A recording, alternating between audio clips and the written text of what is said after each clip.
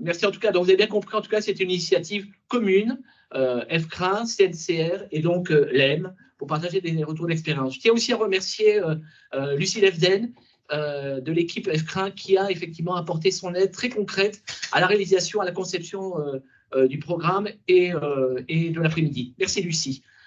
Donc, on va tout de suite accueillir le docteur Elmedi Afiani, qui intervient à un double titre. D'abord en tant que vice-président du comité développement durable de la SFAR, la Société française d'anesthésie et réanimation, et puis parce qu'il est également membre du comité pédagogique de la DIU, développement durable en santé du concept à la pratique de soins, donc qui est porté par la faculté de santé Sorbonne. Donc on va vous laisser la parole, docteur. Corinne, si vous voulez bien passer ces slides, je vous remercie. Bonjour à tous. Tout d'abord, je suis très honoré que vous m'ayez invité à introduire ce webinaire sur une thématique qui m'est très très chère. Donc moi, je suis médecin anesthésiste réanimateur, anciennement président du comité développement durable, effectivement, de l'ASFAR, et j'ai encore des liens avec l'université Sorbonne que j'ai quittée il y a quelques mois, sur laquelle on pilote encore ce diplôme universitaire. Donc, pour cette introduction, je voulais parler de la transformation durable en santé et parler de cette nouvelle dimension de la qualité. La diapo suivante, j'ai un lien d'intérêt comme nous tous, c'est qu'on vit sur cette planète et que forcément cette thématique nous impacte. Diapo suivante. Et avant d'introduire le sujet, il faut qu'on parle, diapo suivante s'il vous plaît, de l'impact du système de santé sur l'environnement. Alors pourquoi on en parle? Parce que nous sommes tous promoteurs du soin et en même temps qu'on est dans cette promotion du soin, ben, on a un impact environnemental et on verra que cet impact environnemental va forcément avoir un impact sur la santé des populations. Quand on reprend ces données du Shift Project, je ne vais pas les détailler, on va juste prendre les deux plus gros histogrammes de la répartition des émissions de gaz à effet de serre de notre système de santé français et on voit que l'achat de médicaments et de dispositifs médicaux tiennent le duo de tête dans cet impact environnemental. Diapo suivante. On a exactement les mêmes données sur les données internationales. Si on peut faire passer la diapo suivante, s'il vous plaît, sur les données internationales de cette étude de Pichler, c'est une comparaison internationale des émissions de gaz à effet de serre des différents systèmes de santé des populations à haut revenu. Je pense qu'on est passé un peu trop vite. Et pareil, les produits pharmaceutiques et les dispositifs médicaux tiennent la tête de ces émissions de gaz à effet de serre. Ce qui est intéressant dans cette étude, je vais passer rapidement, c'est qu'il y a des pays qui sont en vert, en orange, en vert et en bleu. C'est quoi la différence? C'est qu'il y a des pays qui, depuis 2000, qui depuis des années, ne font que augmenter leurs dépenses de santé. C'est un peu ce qu'on voit ici avec des petits traits. Par contre, l'impact environnemental ne fait que baisser dans des pays à très haut revenu et qui sont développés comme la France. Et on en voit d'autres qui sont très industrialisés, mais qui n'ont pas encore franchi ce cap psychologique de conception écologique du soin, comme la Chine et la Turquie, qui, leurs dépenses de santé augmentent avec l'impact environnemental de leur système de soins. Diapositive suivante. Comme je l'ai dit, l'impact environnemental du système de soins va forcément avoir un impact sur la santé des populations. Et donc, pour la santé des populations, si on peut passer à la diapositive suivante, je pense qu'il y a un petit retard, l'impact sur la santé des populations. Alors, j'en ai encore une diapo, s'il vous plaît.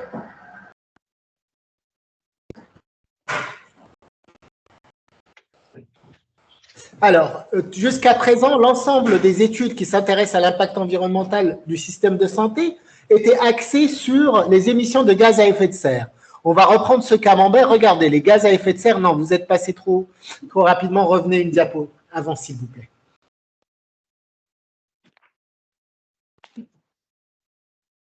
Il faut revenir au camembert, s'il vous plaît.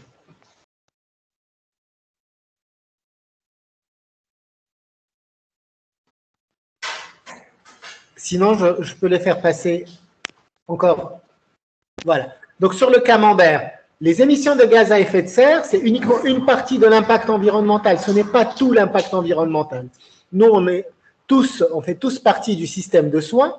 Donc, le système de soins, c'est comme si je vous donnais un thermomètre et je vous demandais de faire le diagnostic d'une grosse maladie. Ce n'est pas assez. Il faut plusieurs indicateurs. Donc, parmi ces indicateurs, et je vous demande s'il vous plaît de faire attention, parce que c'est la diapositive la plus importante, il n'y a pas que les émissions de gaz à effet de serre. Il y a les émissions de particules fines, il y a les acidifications des sols, des nappes phréatiques, une diminution d'une ressource rare qui est l'eau, et puis la déforestation. Et comme on le voit sur ces diapositives, et on va anticiper en passant à la diapositive d'avant, chacun de ces impacts environnementaux va avoir un impact sur la santé des populations. Puisque l'émission de gaz à effet de serre va augmenter le réchauffement climatique avec le dérèglement climatique qu'on connaît actuellement, les chaleurs extrêmes, les inondations, mais il n'y a pas que ça. La déforestation va entraîner une augmentation des maladies vectorielles qui va entraîner une augmentation de la maladie la plus mortelle dans le monde, qui est le malaria. Et donc, ça, il faut axer notre recherche dessus. Il y a aussi les autres maladies infectieuses et les autres maladies liées à la contamination de l'eau. Et donc, là aussi, les maladies à campylobactère, les déshydratations des patients ou des jeunes populations sur des maladies infectieuses, sur des manquements d'hygiène et d'eau vont avoir un impact sur la santé des populations. Je ne vais pas m'étaler dessus. Et donc, que faire pour rétablir cette situation? Diapositive suivante, c'est de recourir à ce qu'on va appeler la conception écologique du soin. Donc, la conception écologique du soin, c'est quoi? C'est une démarche valorisante qui prend en compte des questions environnementales dans toutes les étapes de cycle de vie d'un produit ou d'un service. Et en l'occurrence, la santé est un service, est un produit. Donc, de sa conception à sa fabrication, son utilisation, sa distribution et la gestion de sa fin de vie. Et donc, il faut emprunter des chemins sobres pour arriver au même service rendu avec une qualité meilleure, que ce soit pour le patient, pour le soignant ou pour la planète. Et donc, les bases de cette conception écologique, j'ai mis la photo d'un ami qui s'appelle Olivier Thomas de Primum Non Nocere, qui a été le premier à poser les bases de cette conception écologique du soin. Diapositive suivante. Donc, comment on peut y arriver? On peut y arriver, on a plusieurs moyens pour le faire, que ce soit des moyens intellectuels ou des moyens réglementaires. Je vous demande de passer aux diapositives suivantes, s'il vous plaît. Donc, la législation, elle existe déjà. On a un code de l'environnement, on a un code de travail qui régit très, très bien les éléments environnementaux dans le système de santé. Bien sûr, c'est intriqué entre les ministères de la Santé et de l'Environnement. On ne va pas rentrer dans les détails, vous avez les diapositives. Et donc, il ne suffit pas d'avoir ces aspects réglementaires, on passe aux diapositives suivantes, et on a des outils pour mettre en place cette conception écologique du soin ou du système de santé ou du médicament, parce que c'est ce qu'on fait aujourd'hui, que ce soit recherche clinique ou le médicament. Et donc, cet outil, ça a été développé énormément, diapositive suivante, par un monsieur qui s'appelle Brezet, qui est de l'université de Delft. Et en fait, c'est lui qui a posé les bases de la conception écologique, pas uniquement du soin, mais à l'échelle industrielle. L'idée, c'est de développer de nouveaux concepts avec une sélection de matériaux à moindre impact, une réduction de l'impact de l'utilisation, de la distribution et de la fin de vie. C'est ce qu'on disait tout à l'heure. Et donc ça, c'est un concept industriel qui colle plus à ce qu'on aborde aujourd'hui que pour le système de santé, mais qui commence aujourd'hui à se démocratiser dans la conception et la distribution du soin. Diapositive suivante. Pour le simplifier pour l'ensemble, pour le commun des mortels, ça a été réduit à ce qu'on appelle les 5 R. C'est ce qu'il y a sur la diapositive suivante quand elle arrivera. Donc, ça passe par refuser, réduire, réutiliser, recycler et repenser notre métier en profondeur. Et puis, vous avez vu le dernier R, c'est celui de la recherche. En l'occurrence, c'est le moyen d'aujourd'hui. Dernière diapositive. C'est la méthodologie de comment on applique ces éléments-là. Et donc, la méthodologie, c'est ce qu'on appelle la roue de Deming. La roue de Deming, c'est ce qui va arriver sur la diapositive d'après. C'est le concept de planifier, faire, vérifier et acter qu'on fait mieux avec cette méthodologie qui a été développée par M. Deming, qui est un prix Nobel de l'économie et de l'industrie, bien évidemment. C'est ce que je dis, c'est une transposition d'un concept industriel à ce qu'on fait tous les jours. Dernière diapositive en conclusion. Donc aujourd'hui, on sait que notre système de santé, à travers toutes ses composantes pharmaceutiques, industrielles ou distribution de soins, a un impact environnemental. Je vous demande de passer à la diapositive suivante. On va passer sur les fondamentaux, on va passer directement à la dernière diapositive parce qu'on n'a plus le temps. Et donc de dire que tout le monde doit s'intéresser à ces éléments environnementaux, à ce qu'on appelle le développement durable, avec ces trois piliers. Les trois piliers du développement durable, il faut qu'ils soient équilibrés. Si on déséquilibre cette table à trépied, de l'écologique au social à l'économique, notre projet de développement durable ne tiendra pas. Donc, pour pouvoir remplir la totalité du projet, il faut que les trois piliers soient équilibrés. Et donc, enfin, on doit tous s'intéresser à cette dimension écologique, environnementale et sociale pour promouvoir la qualité de notre métier, la qualité et l'avenir du soin dans ce pays. Je vous remercie beaucoup. Merci beaucoup, docteur. Donc, on tenait effectivement à avoir cette vision très générale et transverse de la problématique donc, du développement durable en santé. On a bien compris les enjeux et j'ai beaucoup apprécié votre première slide, excusez-moi, vous avez bien démontré effectivement l'impact de la santé en termes de médicaments et ainsi de suite dans le développement durable d'une manière générale. Ça nous permet effectivement de rebondir sur un domaine qui est très précis et qu'on a voulu focaliser, qui est peut-être moins abordé que finalement la santé de manière générale, c'est celui de la recherche clinique. Et donc, ce qu'on proposait de faire, on avait demandé donc à au professeur Bruno Laviole de nous faire un retour, bref, bien entendu, Bruno, sur la table ronde qui s'est tenue dans les ateliers de GIA. Vous savez, c'est souvent ces rencontres qui se tiennent chaque année depuis une quarantaine d'années, avec une table ronde qui portait donc sur la prise en compte de la dimension éco-responsable des produits de santé tout au long de leur cycle de vie. Je te laisse la parole, Bruno. Et moi, je vous laisse, je vais sur mon prochain patient et je vous souhaite une bonne continuation pour votre webinaire. Merci, docteur. On a bien compris que vous étiez au bloc. Hein. Merci. Merci beaucoup, docteur. Merci, au revoir. Au revoir. Alors, merci, bonjour à tous, merci de m'avoir invité. Donc, mon intervention, elle fait vraiment le lien avec ce qui vient d'être dit, en fait, hein, puisqu'on va parler de cycle de vie. On va parler du fait qu'il n'y a pas que le carbone qui compte. C'est un peu ce qui nous a été dit avant. Et comme l'a dit Vincent Dibolt, en fait, les ateliers de Gien proposent des thématiques qui sont étudiées par… alors, on peut mettre la suivante, s'il vous plaît. Des groupes alliant des acteurs académiques et industriels et institutionnels. Donc, on peut mettre la suivante. Alors, je crois qu'il y a quand même un espèce de délai là, entre les passages de slides, ce n'est pas évident. Ouais. Donc, juste pour information, hein, donc cette table ronde constituée de 18 participants, donc des académiques, des institutionnels et des industriels. Donc, l'introduction, elle rejoint un peu ce qui vient d'être dit. Aujourd'hui, la santé doit se poser la question de son impact sur l'environnement. Le cadre réglementaire actuel et la culture aussi focus beaucoup sur le carbone, sur l'émission des gaz à effet de serre et sur l'écotoxicité potentielle des produits.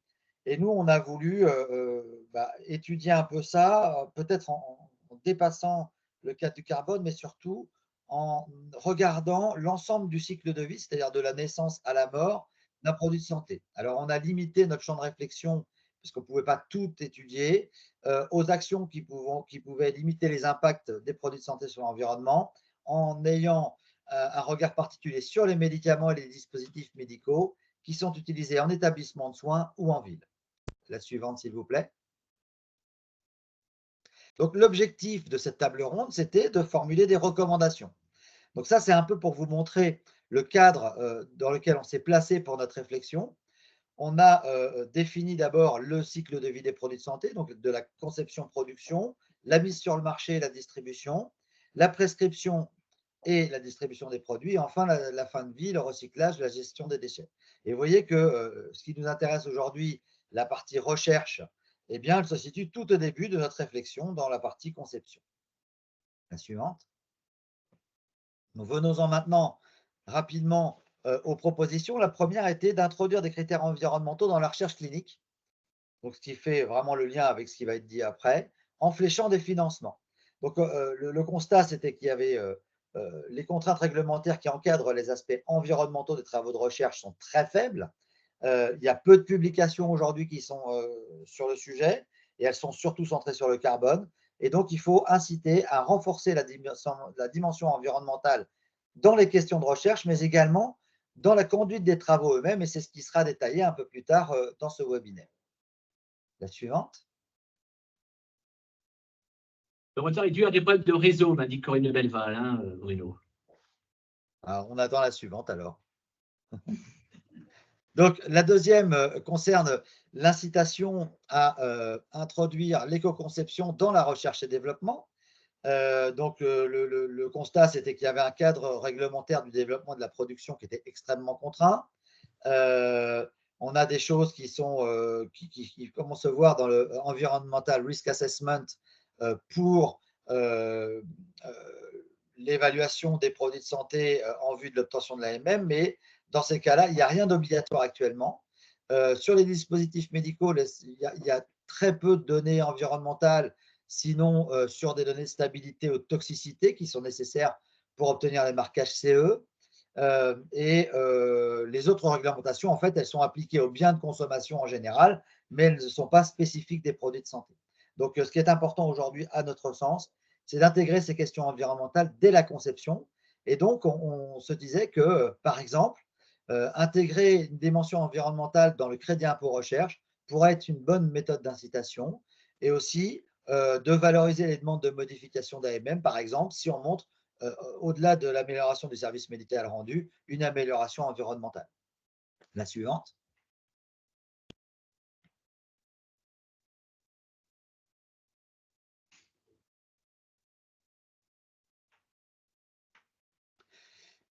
L'autre proposition, c'est une proposition plus gouvernante, puisqu'il faudrait, à notre sens, une gouvernance commune entre différents ministères, en particulier ceux de la santé et de l'environnement, pour qu'ils puissent harmoniser leurs recommandations.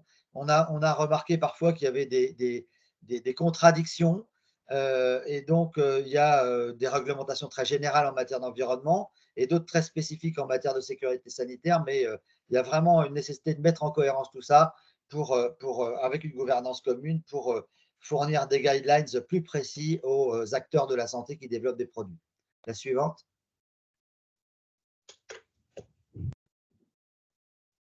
Alors, les propositions 4, 5 et 6 ont été regroupées. Elles concernent l'accès au marché, le remboursement et les achats. Ce qu'on constate, c'est qu'il y a peu de critères environnementaux dans l'évaluation des produits de santé. Alors, pour la HAS, il y a un critère mineur qui concerne les technologies de santé. Et puis, pour le CEPS qui fixe les prix des produits, il y a on a seulement trouvé une seule chose pour concerner les produits perforants qui sont utilisés par les patients. Donc, finalement, il y a peu de choses.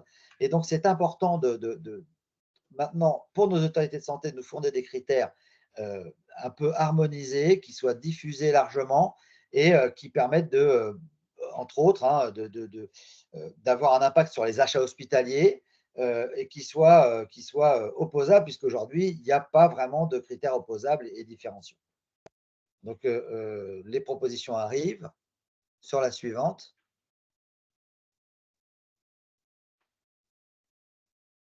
Donc, la proposition numéro 4, c'était de définir une méthode, un référentiel commun européen pour sélectionner le produit. Et on s'est dit que scorer les produits de santé de la même manière qu'aujourd'hui, on a des Nutri-Score, pourrait être une bonne méthode. Et donc, il y a une réflexion à mener dans ce domaine. On pourrait scorer A, B, C, D en fonction de l'impact environnemental du produit. Établir une doctrine HAS pour la prise en compte des critères environnementaux dans l'évaluation des produits de santé, qui soient valorisables économiquement, y compris lors de la fixation du prix des produits. Et puis, renforcer et harmoniser les critères éco-responsables dans les marchés hospitaliers, pour qu'ils soient mieux pris en compte dans les choix que font les hôpitaux pour leurs achats.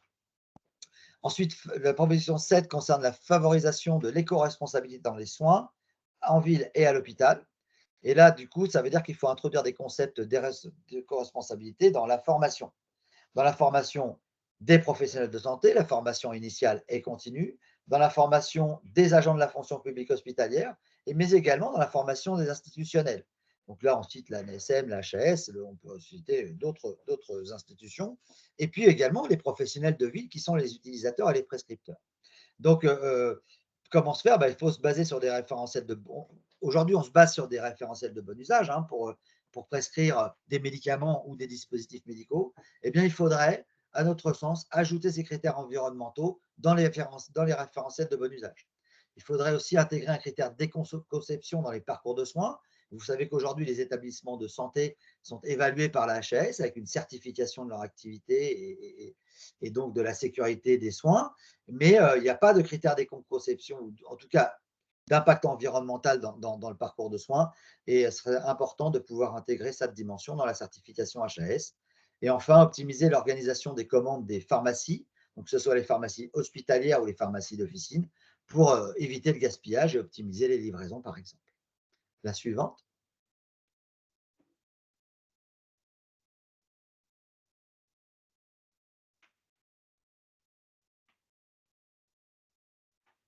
Alors, la suivante a fait un peu l'objet de débats dans la table ronde, je ne vous le cache pas, entre les institutionnels et les industriels, mais c'était la question de la dispensation à l'unité. Puisque aujourd'hui en France, quand vous achetez un médicament à la pharmacie, il arrive dans des boîtes. La plupart d'entre vous, sinon tous, n'utilisent pas forcément tous les comprimés qui sont dans les boîtes, et donc on a des pharmacies tous chez les uns et les autres, et donc un gaspillage. Certaines études ont estimé à 20% le nombre de médicaments prescrits qui ne sont pas utilisés, donc avec un risque de mésusage aussi et d'automédication, les patients pouvant reprendre les médicaments qu'ils ont dans leur pharmacie alors qu'en fait ils ne sont pas adaptés à leurs problèmes.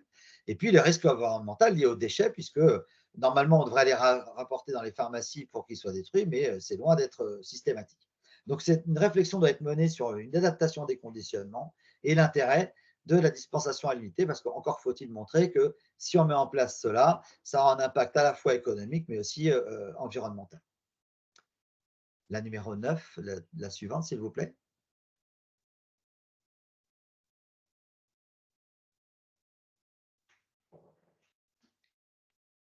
Alors, attendez, parce que là, j'ai quelque chose qui s'est mis de… Voilà.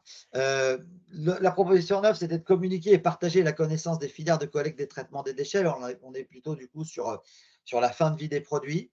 Il y a de nombreuses initiatives qui existent à l'hôpital, en ville, qui sont menées par des éco-organismes, des industriels ou des professionnels de ville, mais qui ne sont pas forcément connus du grand public, ou en tout cas des personnes qui devraient les connaître. Et donc, il faudrait probablement accroître la communication sur toutes ces filières d'aval de gestion des déchets, à la fois vis-à-vis des professionnels de santé, des industriels et puis des patients.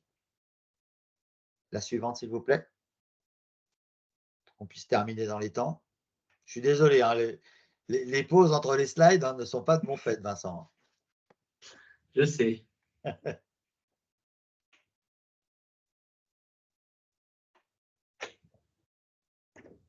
Donc, en conclusion, c'est un sujet d'actualité qui est en plein développement, on l'a vu, avec un contexte réglementaire très dynamique au niveau français et international, mais qui nécessite encore des adaptations et des évolutions. Et une vigilance doit être apportée aujourd'hui à une harmonisation des pratiques et une coordination des acteurs académiques, mais également industriels. Je vous remercie. Merci beaucoup, Bruno. Je précise donc que nous avons prévu un temps d'échange et de questions sur la dernière partie donc, de ce webinaire à partir de mémoire de 15h35. Là, on va aborder, après cette présentation assez générale, des retours d'expérience, avec dans l'ordre donc la photo de la table ronde, effectivement. Je vous ai mis la référence de l'article, ceux qui le veulent. Je pourrais également le diffuser puisque je voulais envoyer la version PDF, ceux qui seraient intéressés. Oui, donc on va aborder la partie pratique et le retour d'expérience donc dans le domaine du développement durable et essais cliniques, avec dans l'ordre donc une présentation d'un projet pilote porté par une plateforme labellisée FCRIN Euclide à Bordeaux, puis sera suivi d'une présentation en retour du CHU de Toulouse avec Ségolène Galandrin de la DRI donc du CHU. Nous aurons ensuite une présentation de Claire Fougeroux du CIC du CHU de Rennes. Et puis, versant industriel, donc une présentation conjointe, enfin successive, donc de Françoise Letiec et de Jason Laroche. Jason Laroche, il sera à distance, je crois qu'il est à Amsterdam, c'est ça, voilà, au titre du laboratoire Johnson & Johnson. Donc, on va laisser la parole tout de suite à Laura. Merci Laura. Et donc, tu vas nous parler d'un projet pilote dans le domaine qui nous intéresse. Merci beaucoup Vincent. Donc, je vais vous présenter un projet donc, en lien avec l'empreinte carbone des essais cliniques, donc principalement académiques, coordonné par la plateforme Euclide FCRIN. Donc, pour commencer, petite perspective sur la littérature scientifique à ce sujet-là. Donc, il y a eu les premières publications concernant l'empreinte carbone, donc des essais cliniques en 2009 et 2011, publiés par des équipes anglaises, avec notamment l'extrait que vous voyez en bas de la diapositive, une étude qui a fait une estimation de l'empreinte carbone de 12 essais cliniques anglais, avec une estimation en moyenne d'à peu près 78 tonnes par essai. Donc, ça équivaut à peu près 44 allers-retours Paris-New York en avion, donc en moyenne pour un essai clinique, publié donc en 2009. Prochaine diapositive. Donc, depuis 2009-2011, il ne s'est pas passé grand-chose suite à ces premières publications. En tout cas, rien de visible dans la littérature scientifique. Et les choses ont commencé à bouger uniquement les dernières années, avec notamment une publication en 2023 d'un sondage qui était mené au niveau international auprès de différentes équipes académiques qui coordonnent les essais cliniques, qui a montré que la majorité des chercheurs impliqués dans les essais cliniques négligeaient les émissions de gaz à effet de serre lors de la conception de la recherche et que les comités d'éthique et les autorités réglementaires ne prenaient pas non plus en compte cet aspect-là dans leur évaluation. Tout cela contraste avec un des principes de la déclaration de Helsinki que je vous montre, qui dit que la recherche médicale devrait être conduite de sorte qu'elle réduise au minimum les nuisances éventuelles à l'environnement. Et donc, l'importance du sujet aujourd'hui pour voir ce qu'on peut faire tous ensemble pour réduire cet impact. Prochaine diapositive. Bonjour, juste je profite du changement de slide pour vous dire qu'il y a un bouton prendre le contrôle normalement en haut qui vous permettrait de passer les slides en toute autonomie, s'il n'est pas grisé. Je ne sais pas si vous voyez, sinon tant pis. Non, désolé, je ne le vois pas. Bon, donc on continue comme ça avec le petit délai. C'est géré par l'administrateur. Donc, dans les initiatives du coup récentes, il y a des initiatives de différentes équipes anglaises pour développer des outils simplifiés qui permettent une estimation de l'empreinte carbone des essais cliniques sans nécessairement faire appel à des expertises spécifiques en ingénierie carbone pour chaque estimation. Donc, des outils qui peuvent nous faciliter donc l'intégration de cette approche-là en routine dans la conception des essais cliniques. Donc, une coalition entre donc, différents acteurs académiques, mais aussi industriels en Angleterre, a développé deux outils. Donc, un qui est surtout fléché pour les essais académiques, donc, dont je vais vous en parler, et que c'est celui-là qu'on a utilisé à Bordeaux, et un autre outil qui est assez similaire, mais qui est plus adapté aux essais industriels dans le périmètre de l'estimation de l'empreinte qui est couvert. Donc, l'outil anglais pour les essais académiques a été publié dans le BMJ Open en 2023 avec les annexes qui mettent donc tous les détails nécessaires pour faire les estimations sur les essais cliniques académiques. Prochaine diapositive. Donc, comme j'ai dit, c'est important de connaître le périmètre de l'estimation, donc quand on travaille sur ces aspects-là. Donc l'outil anglais, il couvre donc tout ce qui est colorié, donc dès la conception de l'essai clinique à sa mise en place et sa conduite jusqu'à la fin de l'essai et la valorisation. Ces équipes académiques anglais ont fait le choix de ne pas inclure dans le périmètre donc, les financeurs et l'empreinte des financeurs, ni les empreintes générées par les évaluations par les comités d'éthique et agences réglementaires, par exemple. Ils ont également exclu les sous-études pour l'instant. Mais l'essai Princeps est couvert avec toutes ces activités. Prochaine diapositive, s'il vous plaît. Donc, je vais commencer à commenter, même si on ne va pas encore à la diapositive.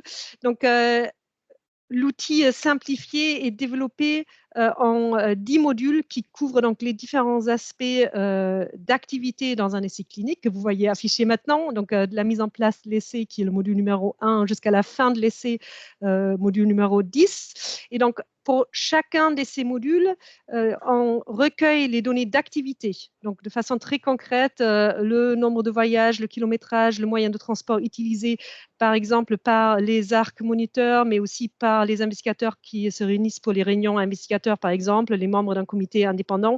Donc, toutes ces différentes activités sont recensées, le nombre de pages imprimées en papier, donc une quantification de l'activité par module, qui est ensuite multipliée par les facteurs d'émission adaptés à cette activité en équivalent de CO2. Donc, ces facteurs d'émission viennent des bases de données publiques, ce qui permet donc l'utilisation de cet outil par les équipes de recherche clinique.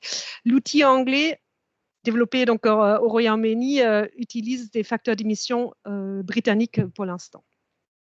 Prochaine diapositive.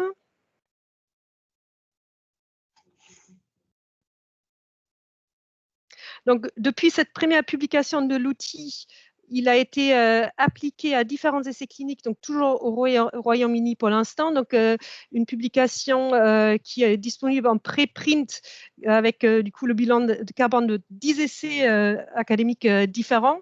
Je ne vais pas forcément commenter les détails, mais ce qu'il faut retenir, donc chaque camembert, c'est du coup le bilan carbone d'un essai donné, avec les différentes couleurs qui reflètent les facteurs qui génèrent du coup les émissions. Donc on voit que c'est assez variable d'un essai clinique à l'autre. Le chiffre global en tonnes CO2 aussi très variable d'un essai clinique à l'autre, ce qui montre bien le besoin de faire des estimations spécifiques à chaque essai. Et on voit aussi qu'il y a certains facteurs communs qui commencent à ressortir, donc notamment en orange, ce sont les émissions de l'équipe de coordination, donc les Clinical Trials Unit dans le système anglais ou les centres de méthodologie et de gestion dans le système français, ce qui peut aussi inclure par exemple les URC des hôpitaux. D'autres facteurs sont les procédures spécifiques à laisser auprès des participants et des réunions et des voyages. Donc, c'est en gros les top 3 qui sortent de façon relativement systématique à travers ces différentes estimations. Ce qui est important à noter aussi, c'est le temps qui était nécessaire pour faire ces estimations de l'empreinte carbone. Et donc, pour ces 10 estimations, le temps variait de 5 heures à 60 heures. Donc, en fonction de la personne qui le faisait, donc le temps plus court plutôt quand c'était les chefs de projet de l'essai, qui connaissaient déjà très bien l'essai, temps plus lent quand c'était des stagiaires qui devaient d'abord se familiariser avec le contexte de l'essai, mais toujours du personnel venant plus du domaine de la recherche clinique et pas avec une expertise très spécifique en bilan carbone. Donc, à Bordeaux, nous avons fait le choix de tester donc, la faisabilité de l'utilisation de cet outil britannique dans le contexte des essais académiques français. Et nous avons initié donc, l'analyse rétrospective de 2 essais cliniques différents réalisés par 2 étudiants en master 1 de santé publique. Donc là, à nouveau, des personnes qui ne sont pas forcément experts en bilan carbone. Un essai randomisé multicentrique de phase 3 en cardiologie avec des dispositifs médicaux, qui est en pratique un essai européen, mais nous nous sommes concentrés sur la partie française pour cette phase pilote.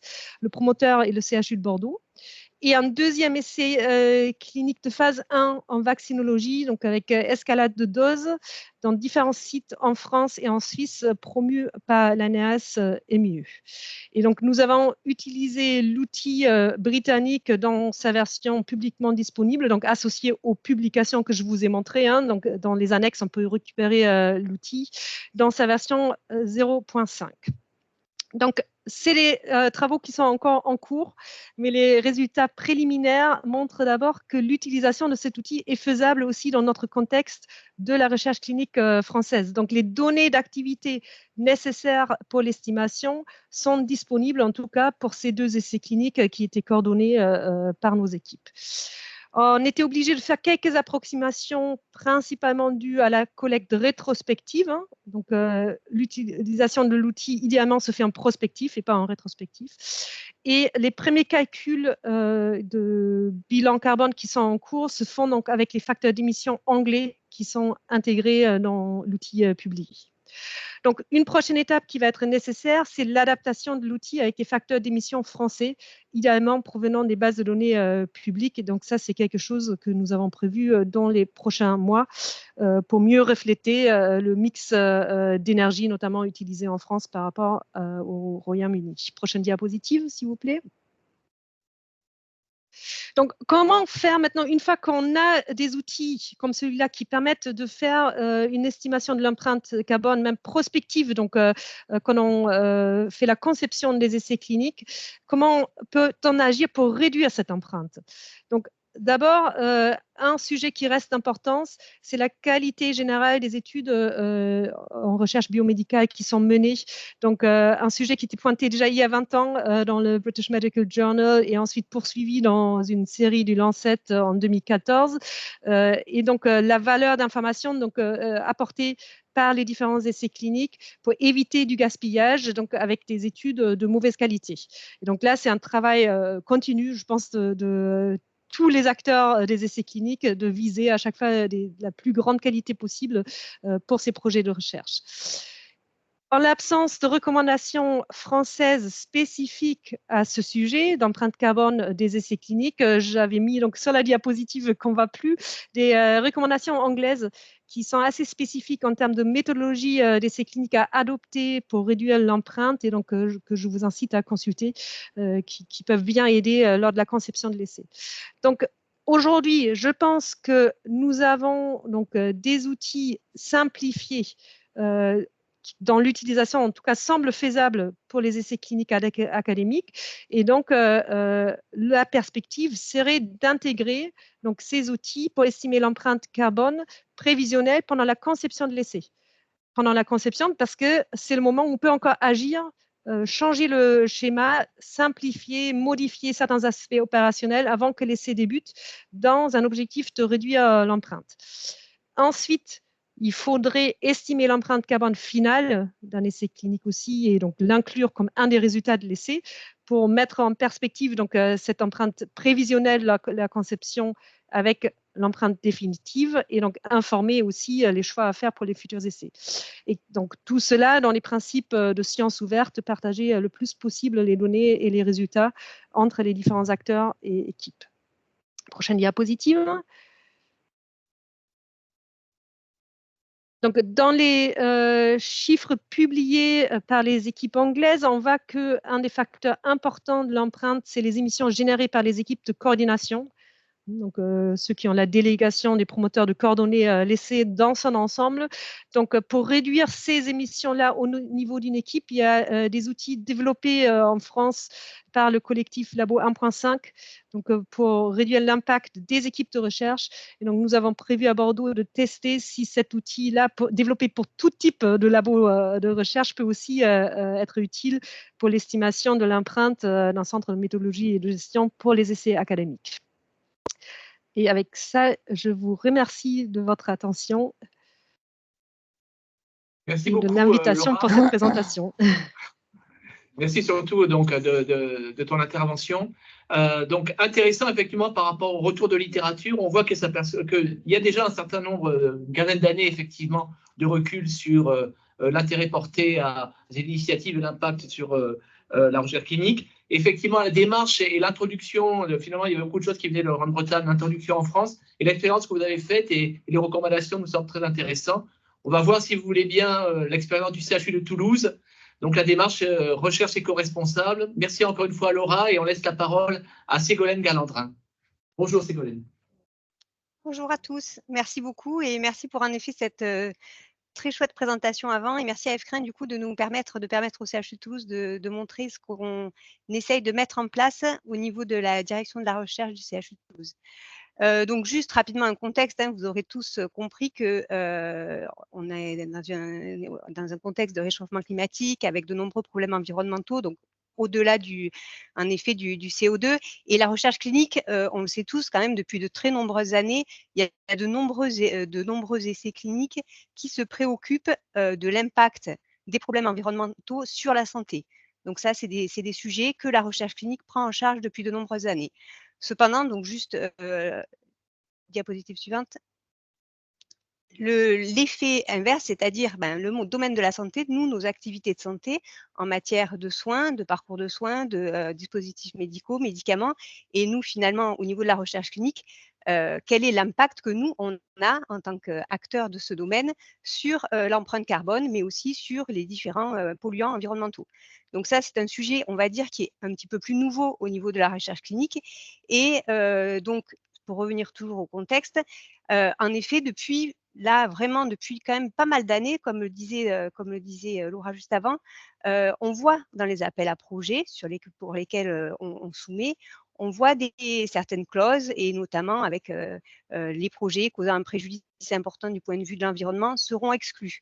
Donc, c'est le principe du do no significant harm, ou absence de préjudice important. Donc ça, c'était depuis de très nombreuses années, on voyait ça apparaître dans les appels à projets. On a vu un peu plus récemment, au niveau des projets, notamment ANR, des critères de performance environnementale et impact sociétal. Donc, avec marqué une attention particulière sera portée aux projets démontrant une prise en compte de la transition énergétique et écologique. Mais quelle attention va être portée? Est-ce qu'il y a vraiment des critères objectifs qui sont mis en vis-à-vis lors des conseils scientifiques? En tout cas, jusqu'à présent, nous, direction de la recherche, on a du mal à se mettre en ordre de marche sur justement ces critères de performance environnementaux et cet impact sociétal. Et donc, au niveau de la DGOS, si on regarde la dernière circulaire, on voit que dans les champs de recherche, l'impact environnemental et la soutenabilité de la consommation de ressources fera partie des critères aussi. En même temps, mais... Ah, il y a un micro qui est ouvert. Donc, on voit que petit à petit, dans le domaine des appels à projets, en tout cas, on monte on va dire, en contrainte et en objectif concernant ce contexte environnemental. Donc, au niveau du CHU de Toulouse, donc en tant qu'acteur au niveau national et notamment au niveau de la direction de la recherche, on a décidé de se mettre en ordre de marche pour tout simplement répondre à deux choses. Donc, nous, à notre échelle, c'est-à-dire à l'échelle de la direction de la recherche, pouvoir être en capacité de mener des projets de recherche à impact environnemental réduit. Et donc, comme le montrait Laura, être en capacité pour les projets de mettre à disposition des éléments, c'est-à-dire de calculer pour nos projets de recherche l'impact environnemental de ces projets. Et évidemment, du coup, à plus long terme, de mener des projets éco-conçus, c'est-à-dire éco-concevoir nos projets de recherche à chaque étape. Et de même, donc là, à un niveau beaucoup plus important, c'est-à-dire que nous, toutes les personnes impliquées dans la recherche, il faut qu'on puisse participer à plus long terme à l'intégration de solutions thérapeutiques à faible impact environnemental. Donc, les médicaments, les parcours de soins, je suis encore avant. Pardon. Corinne, si tu peux revenir juste avant.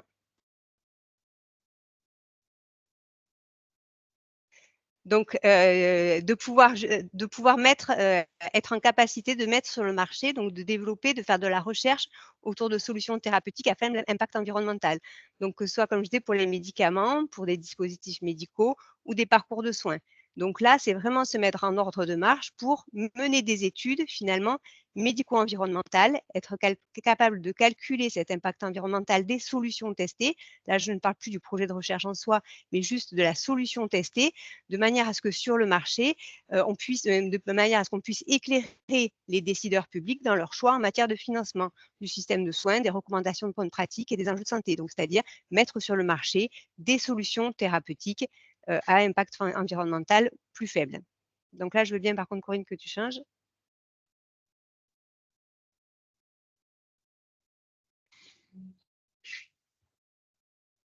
Merci. Donc, la mise en œuvre, nous, on s'est mis en ordre de marche au CHU de Toulouse depuis relativement peu, c'est-à-dire depuis à peu près 1 an. Alors, on a la chance d'avoir, mais j'imagine comme dans de nombreux hôpitaux, désormais une politique institutionnelle en matière de RSE. On est organisé au niveau de l'établissement. Il y a beaucoup de projets qui se font d'ores et déjà au niveau de l'éco-conception des soins. On a une politique mobilité, une politique communication. On a énormément de groupes de travail qui sont impliqués dans ce sujet de la RSE. Et on a décidé de mettre cette RSE dans le projet d'établissement au niveau du volet recherche, c'est-à-dire vraiment de s'engager aussi au niveau de la recherche sur ce sujet-là. Donc, on a commencé par différentes étapes qui sont classiques dans une mise en œuvre d'un projet RSE, c'est-à-dire qu'on a organisé en novembre une journée qu'on va appeler de sensibilisation, c'est-à-dire pour sensibiliser l'ensemble de notre personnel impliqué en recherche sur ce sujet de la RSE. Donc, il y avait une partie sur le numérique responsable, une partie aussi qui a réalisé le Shift Project, justement, où ils ont présenté les différents chiffres au niveau du domaine de la santé, et ensuite toute une partie qui a été réalisée par Primum Non Nocere sur l'éco-conception des soins. On a aussi, donc je veux bien que tu avances, Corinne, tu peux peut-être tout déplier pour que ça aille plus vite. On a aussi en parallèle mobilisé une équipe au sein de la direction de la recherche, donc une équipe qui est dédiée au niveau de la RSE, des personnes qui se sentent sensibilisées et motivées pour pouvoir agir et pour pouvoir réfléchir sur ces sujets-là. Donc, on a mis en place cette cellule éco-responsable au niveau de la direction de la recherche avec une identification de thématiques qui nous semblaient importantes, à savoir au niveau des achats, des déchets, de la communication et de l'informatique. Donc, on s'est appuyé sur ces 4 domaines qu'on a estimés importants au niveau de la recherche clinique. Et on est actuellement aussi en train de constituer un groupe de travail au niveau de l'établissement avec cette fois-ci une composante plus macroscopique, c'est-à-dire pour essayer de réfléchir à la constitution d'une unité médico-environnementale avec des médecins, mais des météorologistes et d'autres personnes qui seront nécessaires dans cette unité.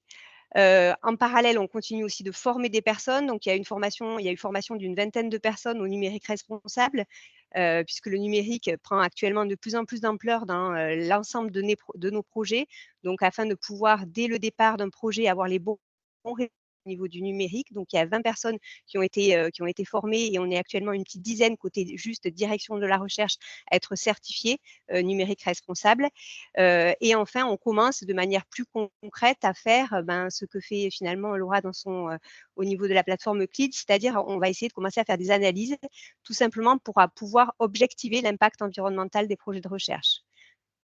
Je veux bien que tu passes à la diapositive suivante.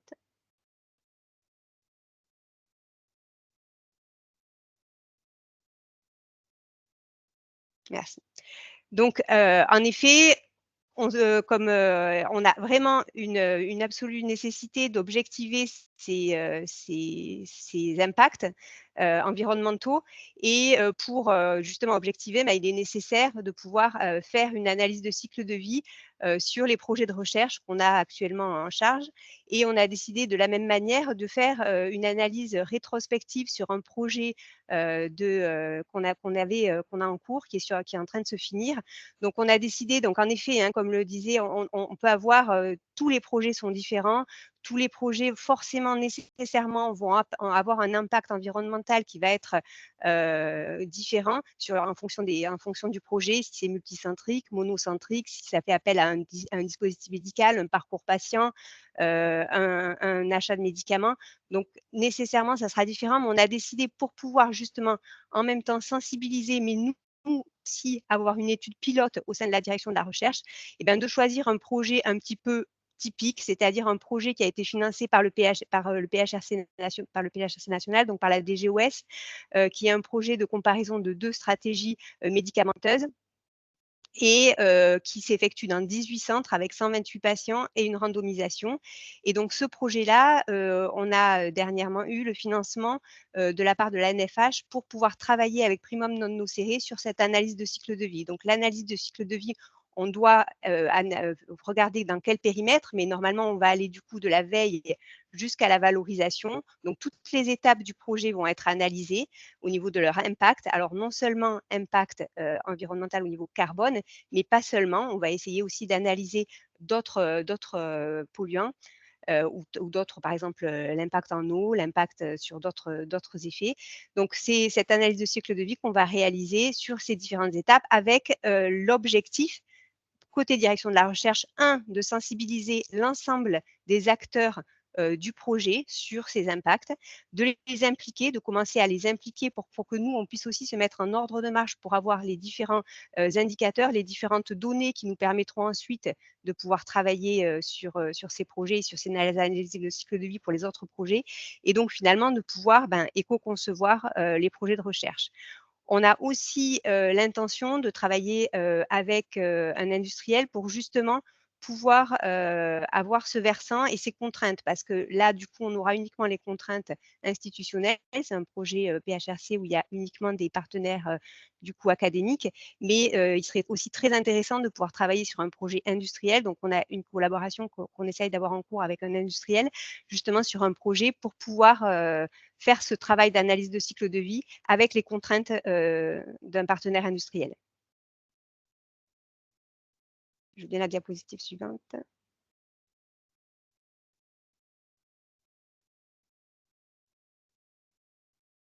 Merci. Et donc, comme je le disais, là, on n'est pas encore en ordre de marche, mais on veut se mettre en ordre de marche pour justement être en capacité de pouvoir intégrer des solutions thérapeutiques à un faible impact environnemental, donc médicaments, DM, etc.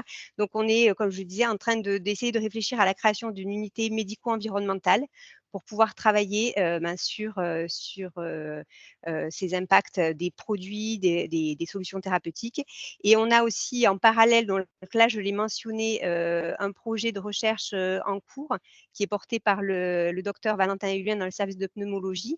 Alors, ce qui est assez intéressant, c'est qu'en effet, on va dire, c'est des initiatives. On sent que ce sujet, il y a beaucoup de personnes qui souhaitent le porter et qui souhaitent avancer là-dessus. Donc, ça, c'est vraiment une initiative personnelle du docteur Hulien qui est en train de travailler sur une analyse de cycle de vie, justement sur le diagnostic du cancer du poumon. Et il essaye de comparer justement une stratégie. Est-ce qu'un diagnostic généralisé au sein d'une population cible au niveau impact carbone serait avantageuse par rapport justement à une prise en charge du cancer du poumon, mais un peu plus tardive. Voilà, et je voulais juste remercier déjà tout d'abord FCRIN parce que je trouve ça vraiment chouette qu'il y ait cette initiative et ces échanges au niveau national parce qu'on voit qu'on a chacun, on est chacun sensibilisé à notre échelle, mais c'est vrai que il y a quand même un grand intérêt à ce que tout le monde se mette en ordre de marche sur ces sujets pour qu'on aille tous dans la même direction.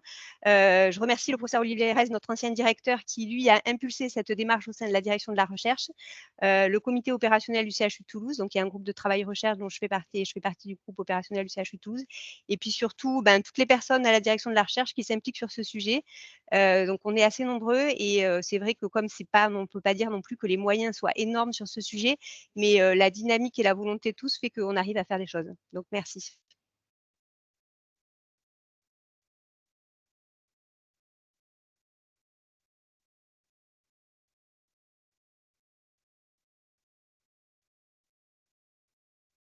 Excusez-moi, j'étais en mute.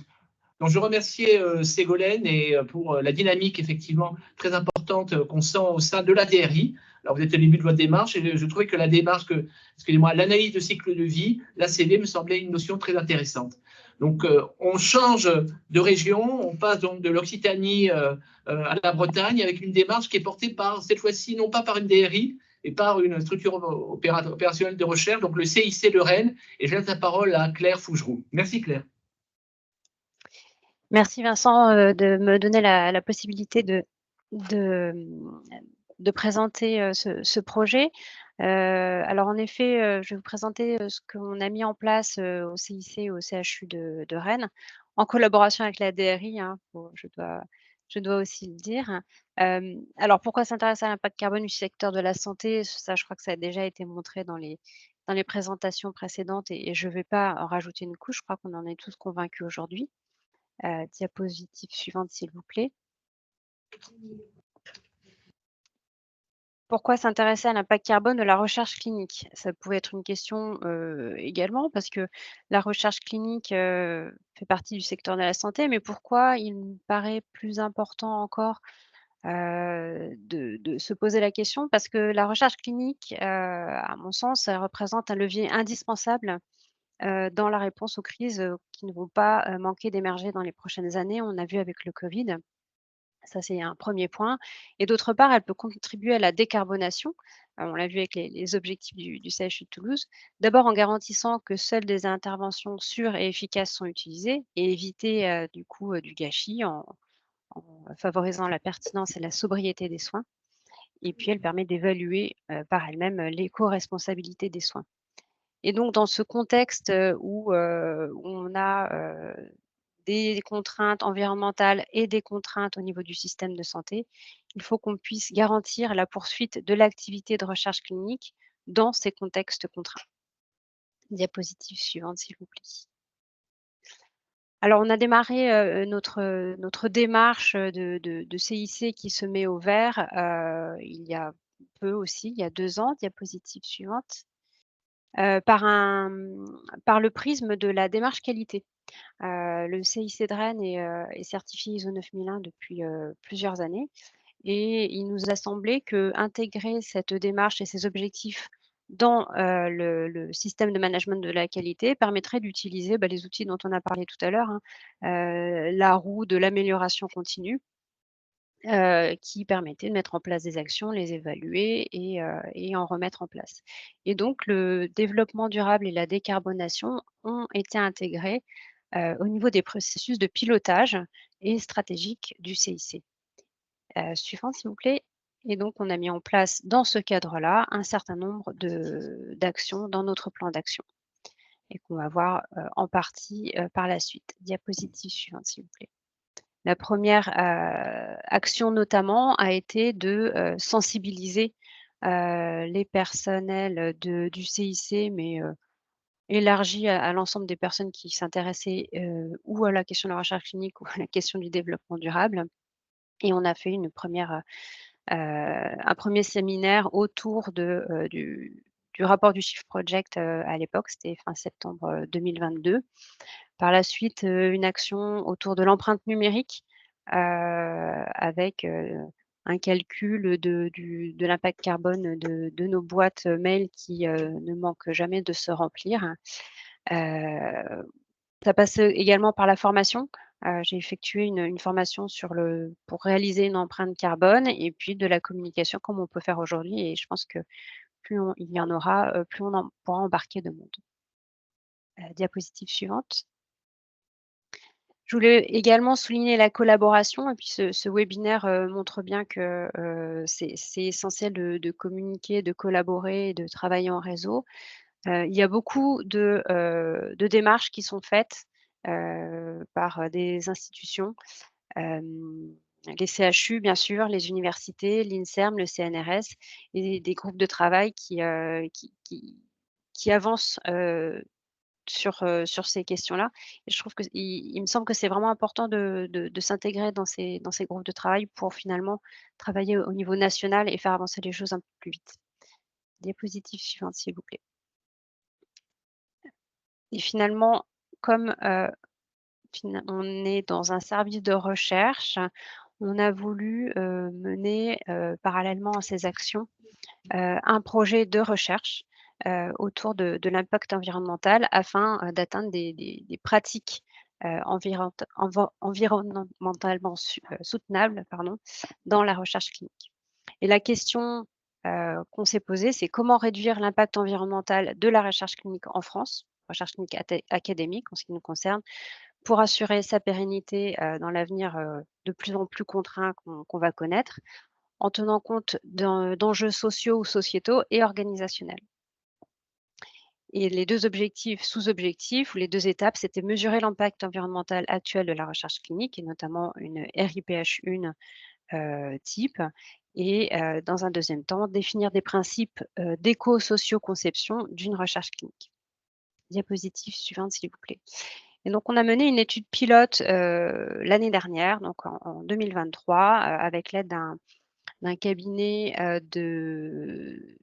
d'évaluation d'impact environnemental et qui avait pour but d'évaluer les impacts environnementaux d'une RIPH1 médicament multicentrique dans un contexte académique, c'est-à-dire une promotion interne au CHU de Rennes. C'était un projet qui était terminé, donc c'était une analyse rétrospective. Alors, pour les aspects techniques, on a utilisé une méthode EF 3.0, donc c'est une méthode d'analyse validée au niveau européen. Les données ont été collectées auprès de l'équipe projet et modélisées par la suite avec la base de données EcoInvent 3.9. Et pour la partie numérique, on s'est basé sur la base de données NegaOctet.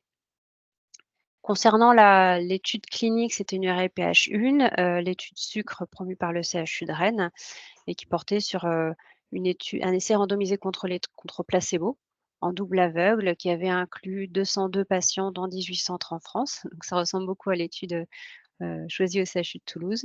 Les patients étaient suivis pendant 6 mois et l'étude en elle-même a duré 9 ans entre la demande de financement et la soumission pour publication des résultats. Et là, je cite notre partenaire O2M Lab qui nous a vraiment accompagnés sur la méthodologie et notamment comment finalement transposer l'analyse de cycle de vie qui est plutôt faite initialement pour un produit à notre processus de gestion d'un essai clinique.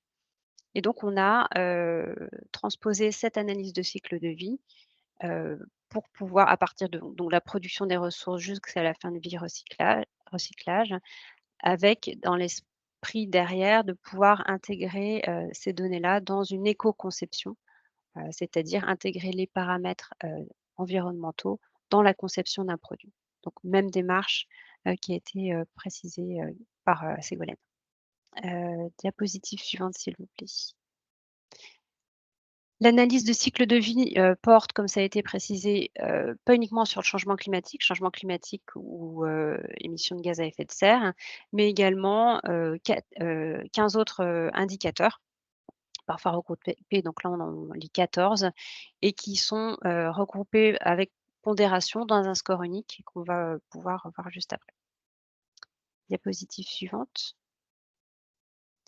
Donc le premier travail a été en fait d'adapter la méthode de l'ACV à une étude clinique et je dirais que on s'est aussi bien nous adapté à la méthode d'ACV que le cabinet de conseil à la recherche clinique et on a défini, comme le montre le cycle de gauche, le cycle de vie d'une étude de recherche clinique en commençant par la conception de l'étude, ensuite les aspects réglementaires, la mise en place logistique, le déroulement de l'étude et pour terminer sur la clôture et l'archivage avec notamment les étapes de publication et éventuellement présentation en congrès.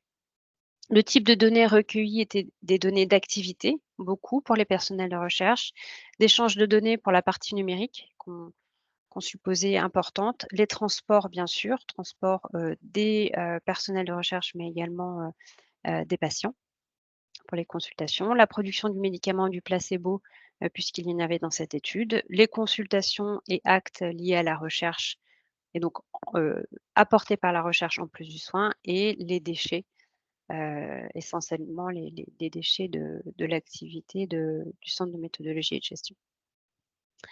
Les acteurs qui ont contribué au recueil des données sont l'ensemble des acteurs d'une équipe projet classique dans un projet académique, donc chef de projet, assistant de recherche clinique, biostatisticien, data manager, les techs, sachant qu'on a estimé les impacts pour le centre de Rennes et qu'on a fait une estimation pour les autres centres à partir de ce premier calcul, le chargé de vigilance, l'investigateur coordonnateur et les gestionnaires financiers.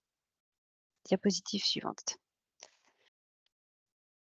Alors rapidement, nous étions dans un recueil rétrospectif, donc on a dû faire des exclusions et des hypothèses. Hein, l'ensemble des données n'étaient pas récupérables. Je ne vais peut-être pas les détailler, mais ça fait partie des choses qu'on doit préciser quand on présente une méthodologie et surtout quand on est sur une méthodologie qui est un peu innovante comme c'était le cas ici. Diapositive suivante. Alors les premiers résultats, donc ce sont des résultats un peu tout récents, hein, donc sur cette figure, on peut voir la contribution des indicateurs environnementaux au score unique. Vous vous souvenez, l'ACV, j'ai plusieurs indicateurs, ça me donne un score unique en fonction de leur pondération.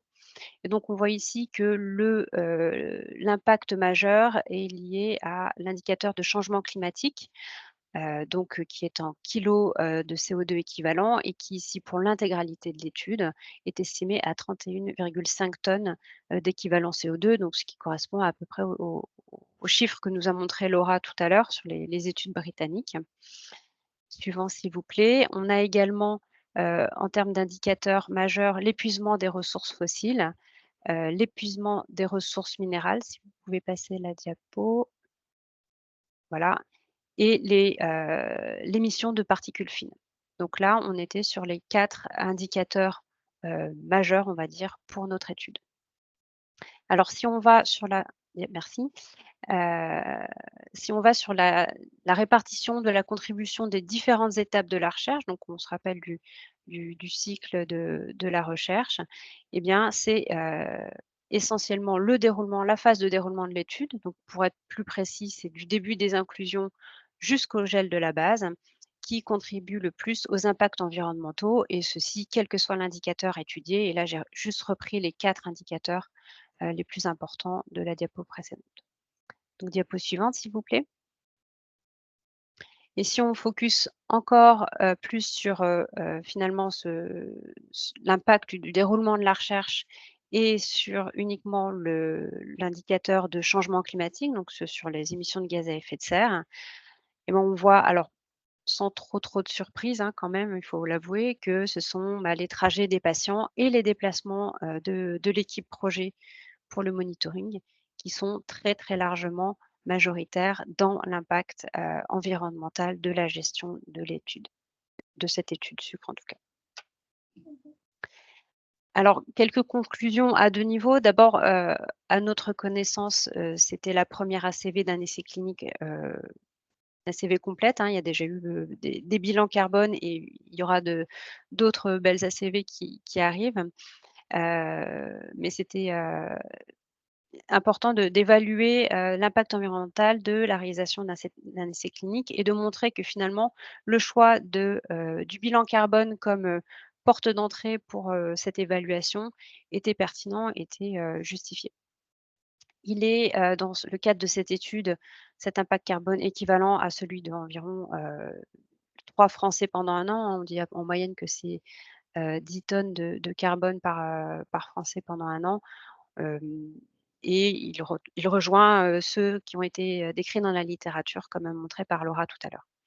Et puis, sans surprise, il est essentiellement lié au déplacement des patients à des arcs. Et finalement, ces résultats nous donnent quand même pas mal de pistes de réflexion pour une éco-conception de nos projets. Diapo suivante, s'il vous plaît. Et le deuxième niveau de conclusion est un peu plus large, c'est que finalement, on a montré là, avec nos actions, nos activités, que la recherche clinique doit et qu'elle peut entrer dans le scope du développement durable, qu'on peut mener des actions très concrètes au sein de nos équipes et assez facilement. On a des soutiens maintenant, en effet, dans les CHU, mais dans les universités aussi, au niveau de l'INSERM. Que le développement et la mise en œuvre d'outils efficaces d'éco-conception vont nécessiter d'avoir des données. Les données viennent de la recherche et la recherche nécessite des financements. C'est un appel également à financement parce qu'on pourra difficilement avancer vite sans ces financements nécessaires. Et qu'il est nécessaire également de travailler, selon moi, à un niveau de collaboration nationale, et ça a bien débuté, et je remercie les organisateurs de ce webinaire parce que je pense que ça va contribuer à cette collaboration nationale. Je vous remercie pour votre attention. Merci beaucoup, Claire. C'est presque un plaidoyer pro bono pour les essais décentralisés, pour diminuer les déplacements. On va non pas changer de région cette fois-ci, mais de monde. On va passer du monde hospitalier au monde industriel, et avec un retour qui va être fait in duo with Françoise Letiec and Jason Laroche. I think you are in Amsterdam today. La première intervention va se faire en français et Jason interviendra en anglais. Et pour les questions qui pourraient lui être posées, on fera la translation si nécessaire. Françoise. Merci beaucoup. Merci beaucoup pour cette belle opportunité de pouvoir présenter aussi l'engagement d'un industriel et peut-être à travers cette présentation de finalement tous les industriels. Donc effectivement, je vais faire cette présentation, va s'articuler sur 2 parties. Je vais faire la première partie et Jason Laroche fera la seconde partie. Et dans ce cas-là, je le laisserai s'introduire à ce moment-là et dire qui il est peut-être à la fin de ma première présentation. Alors. Écoutez, là, beaucoup de choses ont été dites. Il il est clair que le sujet est un sujet très important. Les scientifiques du GIEC rappellent que pour ne pas atteindre cette barre fatidique des 1,5 degrés, il faut tendre vers l'émission zéro en 2050. Si j'ai noté aussi cette image, c'est que si le secteur de la santé était un pays, ce serait le 5e pays le plus pollueur, entre guillemets, en tout cas le plus émetteur de carbone. On retrouve en fait ce qui a été dit en tout début de présentation par le docteur Affiani qui montrait exactement ces aspects-là. Et puis nous, au sein des laboratoires Johnson & Johnson, dont je fais partie, il y a un fort engagement sur ce sujet avec une volonté, un objectif de tendre vers le zéro émission en 2045. Donc, en fait, les entreprises et l'environnement du secteur de médicaments a quand même pour but d'apporter les soins, d'apporter le bien-être à la population. Donc, c'est quand même quelque chose de très positif. Mais c'est vrai qu'il n'y a pas de bien-être de l'humanité s'il n'y a pas un bien-être de la planète, si la planète n'est pas en bonne santé. Donc, c'est un peu ce qui nous a mobilisés. Et donc, la slide suivante. Suivante, Corinne. Donc, avant qu'elle arrive, je peux commencer. Oui, donc en fait, face à ces défis, on a pris conscience qu'en fait, il n'était pas suffisant de familiariser les collaborateurs. Enfin, il fallait familiariser les collaborateurs au sujet, mais il fallait faire plus que ça et les former et former des compétences approfondies sur le sujet du développement durable et de la protection de la planète qui sont indispensables pour intégrer pleinement ces considérations environnementales dans nos activités et dans nos décisions stratégiques. Donc, c'est dans cet esprit qu'on a créé en France cette Task Force Sustainability, développement durable, au sein des opérations cliniques françaises. Donc, on a participé notamment à une étude, alors c'est exactement ce qui vient d'être montré précédemment pour les académiques, à une étude évaluant l'empreinte carbone de la conduite des essais cliniques, et ça va être développé dans la deuxième partie de cette présentation par Jason Laroche. La task force aussi et l'équipe opération clinique, là je parle de l'application, les applications en France, donc c'est effectivement une sensibilisation et puis c'est essayer d'actionner les indicateurs les plus sensibles. Donc la mobilité, ça vient juste d'être dit par Claire sur le déplacement,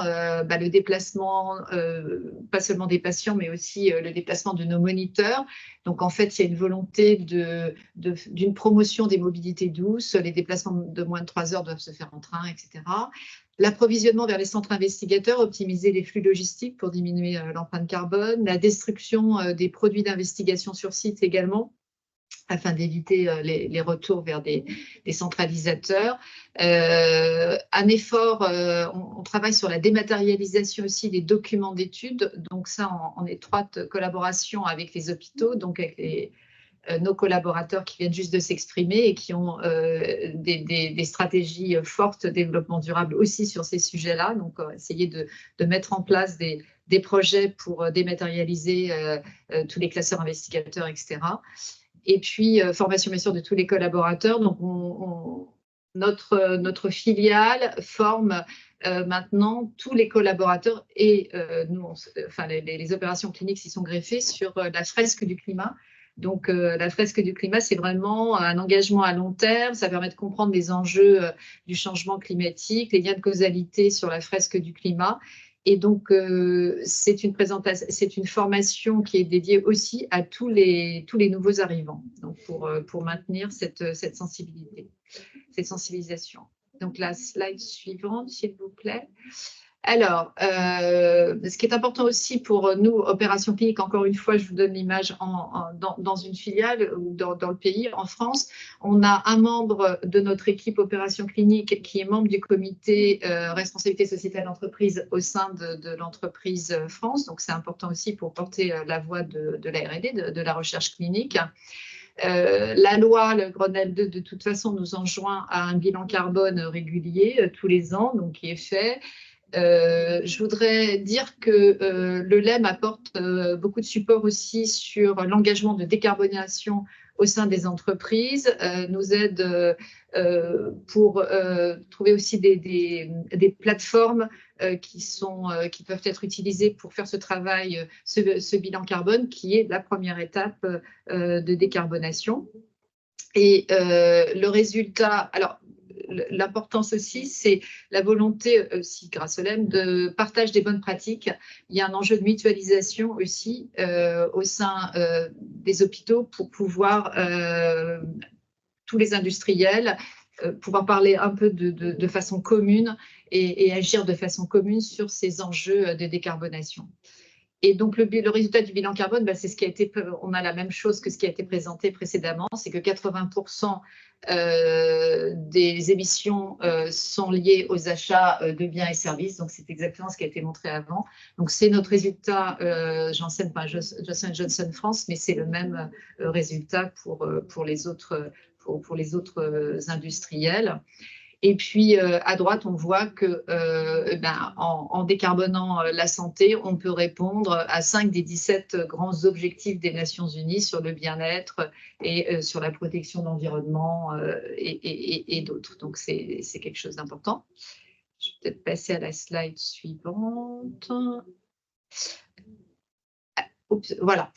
Donc, en fait, il y a un fort engagement, bien sûr, de notre filiale en connexion avec nous. Donc, il y a un plan de sobriété énergétique national qui a été présenté par le gouvernement et le laboratoire s'est engagé à un objectif de réduction de 10% de consommation. J'ai donné l'exemple là d'un programme qui s'appelle CAP Logistique, qui est une optimisation des flux logistiques laboratoire vers l'hôpital, optimisation des commandes produits, etc. En fait, c'était une feuille de route lancée par le gouvernement pour partager des initiatives à travers un appel à contribution et qui a permis de récompenser des projets innovants. C'était le cas pour nous sur ce projet-là qui a été récompensé par l'ANAP. Et puis à droite, il y a aussi un objectif de Johnson & Johnson en faveur de l'énergie verte. L'objectif étant et atteint en 2023 d'avoir 100% d'énergie verte sur nos sites Janssen grâce à l'achat d'électricité d'origine éolienne et solaire. Et donc, en conclusion, avant de passer la parole à Jason, voilà, ce qui est important, c'est de sensibiliser les départements essais cliniques à ces grands enjeux environnementaux. Donc, toutes les entreprises doivent vraiment enraciner la responsabilité sociétale au cœur de toutes les activités de l'entreprise, sur toute la chaîne de valeur de nos produits, et notamment au sein de la R&D. And so, Jason, the floor is yours to present a specific focus on clinical trials. Thank you. So, yeah, Laura touched on this a little bit in her discussion on the academic-sponsored clinical studies. And so I'll probably give a little more of a lens on what an industry-sponsored trial looks like. But as Francois noted, the healthcare industry as a whole it's responsible for about, it's the 5th largest emitter on the planet. So I think it generates around 28 billion metric tons of greenhouse gases per year. And while clinical research is just a small portion of it, it's still significant. There was an analysis done back in 2021 by Dr. Fiona Adshead at the Sustainable Healthcare Coalition, and they looked at the 350,000 clinical trials that were in the clinicaltrials.gov database and estimated that those clinical trials generate about 27.5 million tons of greenhouse gases, which is the equivalent of 5.3 million gasoline-powered passenger vehicles driven in the US for 1 year. So it's significant. And so we need to, well, we like to think that healthcare provides all these benefits. We also need to recognize that we do have an environmental impact. It's not just all benefits alone. And so a holistic view is needed where we recognize the role a clean environment has on one's overall health, And we ensure that the benefits of the therapies that we're developing aren't offset by the environmental impacts of our operations. Next slide. So as Laura noted, she started to touch on the industry low carbon clinical trials collaboration. And this was started up, it kind of spawned out of a combination of the Sustainable Healthcare Coalition, the STOI Alliance, and the Sustainable Markets Initiatives, which were sort of three separate organizations that came together with this common interest in shaping or in understanding and shaping the climate impact of clinical research. And to really make change in this space, one of the first things we need to do is create a common methodology and framework for how we measure the impact of a clinical trial. And so this was a lot of the work that we've done to date, where we've focused on creating a methodology and guidance document that this was released early in the year, but it really defines what is in scope when you perform a life cycle assessment and analyze a clinical trial. How do you go ahead and measure those activities? And then we've also we've been trying to translate that data that we're starting to gather through the use of this methodology into actionable information, and also start to put that into tools that can help shape the design of future clinical trials. So this week, the Sustainable Healthcare Coalition will be launching a calculator tool. This is just the first iteration of the tool, but the idea is this is a publicly available tool that you can go in, input a clinical trial design, and based on historical data for the greenhouse gas emissions for individual clinical trial activities, it will piece together the emissions for that trial and give you a predicted estimate for the overall emissions that that trial will generate. This is just the first iteration of the tool. It'll go through some further iterations, but by the fourth quarter of this year, we expect it to be a fully robust tool that could be used by industry and academic sponsors in the design of clinical trials. And we're also working with the British Standards Institute and other authorities to look at how do we validate this? Because with all the growing concern about greenwashing and false claims, we want to make sure that the due diligence that's being performed is recognized, that this tool, if it does, I mean, it's more of a question of when, not if, reporting requirements around sustainability will come about. So we want to be able to ensure that the tools and the methods that we're developing can be used to fulfill those reporting requirements. And they are accurate and robust. So next slide. And Laura touched on this a little bit before when she was looking at the scope of an academic trial, so I won't go over this too much more, but it's pretty much sort of the same map of what's in scope for a clinical study, but just a slightly different lens on it. But when we look at a clinical trial, we're looking at everything that happens in the clinical operation. So we're looking at sponsor, the emissions at the sponsor level, our own employees, what's the emissions from the offices and facilities we have, our employees commuting to and from their homes to that office space. We look at employees working from home. We look at external meetings and the travel to those external meetings. We look at the clinical trial sites themselves, the utilities that are consumed by those sites, the emissions from trial site staff commuting to and from their homes to the clinic. And we look at the emissions from all of the consumables that are used in the conduct of a clinical trial. We also look at drug product from API manufacture all the way through formulation, pack and labeling, and ultimately all the distribution and supply chain that's required to deliver that product to the site, all the way back through the destruction of leftover drug product at the end of the trial. We look at patient travel to and from the patient's home to the site. So far, the analyses we've done, we've left the patient's home out of scope, because when a patient's simply ingesting a tablet or capsule at home or doing an injection, that really has little influence over the emissions of the patient's home. So we leave that out of scope. But as decentralized trial models evolve and we look to bring the clinical trial to the patient, there is a potential that the deployment of digital technologies and equipment in the patient's home will start to bring the patient's home into scope for future analyses. And we also look at the collection and processing of laboratory samples, typically at central labs or even at the local level. What's typically left out of scope, though, at the moment is IT support, legal, healthcare compliance, privacy offices that are really critical to the conduction of clinical trials. But because those groups are sort of separated and removed a bit from the clinical trial execution, where it's difficult to say, well, what percentage of the footprint of the legal counsel should be allocated in any one trial. It's very difficult to come up with an accurate allocation. So it's not that we're ignoring them, we're capturing the footprint of these different teams, but they're just kept separate as a different layer. So really just focused on the clinical operations themselves. Next slide. And so looking at how this translates into measures of the footprint of a clinical trial, at J&J, we've used this methodology to analyze 8 different clinical studies that we've conducted. And then our peers at AstraZeneca, they've looked at 3 of their phase 3 studies.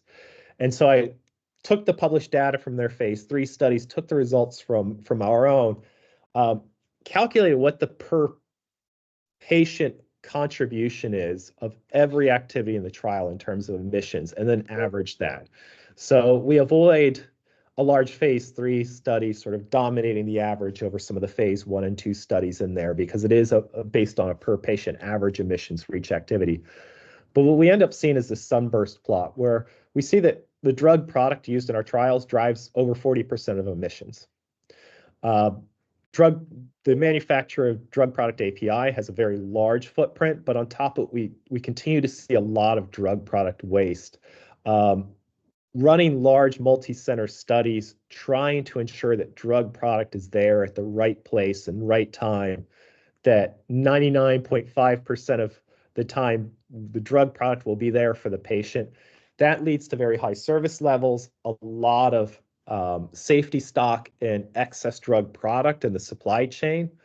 And so the industry average right now is, I think, 40% of drug product ultimately goes unused in a trial and is typically destroyed. So that's a large contributor to this. Other hotspots we see on the sponsor operations side in green, the largest contributor is on-site monitoring visits. So when we send on-site monitors out to the sites to ensure that the sites are compliant with the protocol and procedures, do source data verification checks, reconciliations on consumables, that on-site monitoring visit travel is fairly significant. We typically send monitors out every 6, 8, 12 weeks. We're trying to find ways of reducing that through the deployment or optimized use of risk-based monitoring, but also looking at, can we do remote monitoring visits where we're using not necessarily telemedicine, but using virtual connections with the sites to do these checks remotely. Other big hotspots we see are patient travel. We continue to see the average patient commuting around 80 kilometers round trip from their home to the clinical trial site. And that distance tends to grow when you look at therapeutic areas like oncology, particularly late stage. When you're dealing with a disease where there's a high risk of mortality, we see patients investing more time and effort to cover those long distances and reach the sites. And so this is not only an emissions issue, but it also is a sign that there's a barrier to access. So there's a health equity issue here too. For laboratory samples, we see that as another hot spot, but one of the biggest drivers of that is the use of frozen shipments. And it's not the transportation so much as the use of dry ice, because dry ice is frozen CO2, which is a greenhouse gas. It's not made by carbon capture. Otherwise, carbon capture technology would be far more promising. Instead, dry ice is made from natural gas. So you have fossil fuel extraction, the conversion to dry ice, and at the end of the day, the 5 kilograms of dry ice required for every frozen shipment ultimately sublimates and goes in the atmosphere. It's a significant problem. Right now, roughly, it's over half of the central laboratory samples collected in our studies in the first quarter of this year were frozen. So it's something that we're looking at to see, is there an opportunity to shift towards methods that require refrigerated or ambient temperature samples to get away from frozen shipments? And where frozen shipments are necessary, we're exploring ways, can we consolidate shipments? Can we hold samples at the site and try to consolidate those into fewer shipments? We also see site facility emissions being somewhat significant. It's another hot spot. It takes a lot of energy to heat, cool, and light a hospital or clinic. And then we also see trial meetings coming into play. So as I mentioned, we're starting to use this information to co-inform trial design, because what we typically see is there's about 7 or 8 distinct activities that drive 80% or more of the footprint of our trials. So we're trying to educate our study teams on what those hotspot activities are, so they can look at how can we reduce reliance on those activities or avoid them altogether. And then in parallel, because we can't always avoid some of these things, it's hard to run, pretty much impossible to run an interventional study without drug product. But where we have to involve these activities in our trial, in parallel, we're looking at how do we reduce the footprint of these activities. So when they are involved, we find a way to reduce them. So this is what we're trying to introduce. And as we start to launch that predictive modeling tool with the Sustainable Healthcare Coalition, we're looking to connect to that tool via APIs and create interfaces where our study teams can actively feed the trial design through that tool, see the changes in footprint from the decisions they make as they remove activities from the study, substitute different activities. They can see how does that impact the overall study design. I'll stop there. Thank you. Thank you. Eh bien, merci à tous. Je vous propose maintenant de conclure avec Julie Langevin, qui est notre responsable RSE au LEM, qui à ce titre est en lien avec les autorités sur ce sujet pour le secteur pharma. Elle accompagne aussi notamment les entreprises qui souhaitent développer la stratégie RSE et le suivi. Donc, Julie, je te confie la synthèse de ce forum. Et on laissera la parole, merci Julie, juste après ton intervention, la parole à la fois aux observations et aux questions, puisque Lucie Levden a recueilli l'ensemble des impressions et des retours. Donc, ce sera tout de suite après l'intervention de Julie. Merci. Écoute, merci Ariane pour cette invitation. Effectivement, comme elle l'a dit, je suis en charge au LEM depuis 4 ans maintenant de la RSE et de la transition environnementale, écologique, on l'appelle développement durable, on l'appelle comme on veut. En tout cas, ce sujet qui nous réunit aujourd'hui. J'avais envie de repartir du début sans refaire non plus la roue, puisque beaucoup de choses ont été présentées et merci à vous tous. En effet, nous, le LEM, on a vocation à aider les entreprises du médicament, en tout cas sur ces sujets-là, puisque quand je suis arrivée, il y avait, je dirais, un manque de connaissances, notamment de l'impact carbone que pouvaient avoir les entreprises du médicament en France. Donc, on a fait ce travail, on a vu la slide sur le Shift Project, et donc suite à cette première étude du Shift, on s'est dit qu'il fallait absolument qu'on ait aussi nos chiffres à nous. Donc aujourd'hui, on sait en France qu'on est aux alentours des 26 millions de tonnes équivalent CO2 pour le périmètre qui regroupe et la production en France et la consommation en France de médicaments.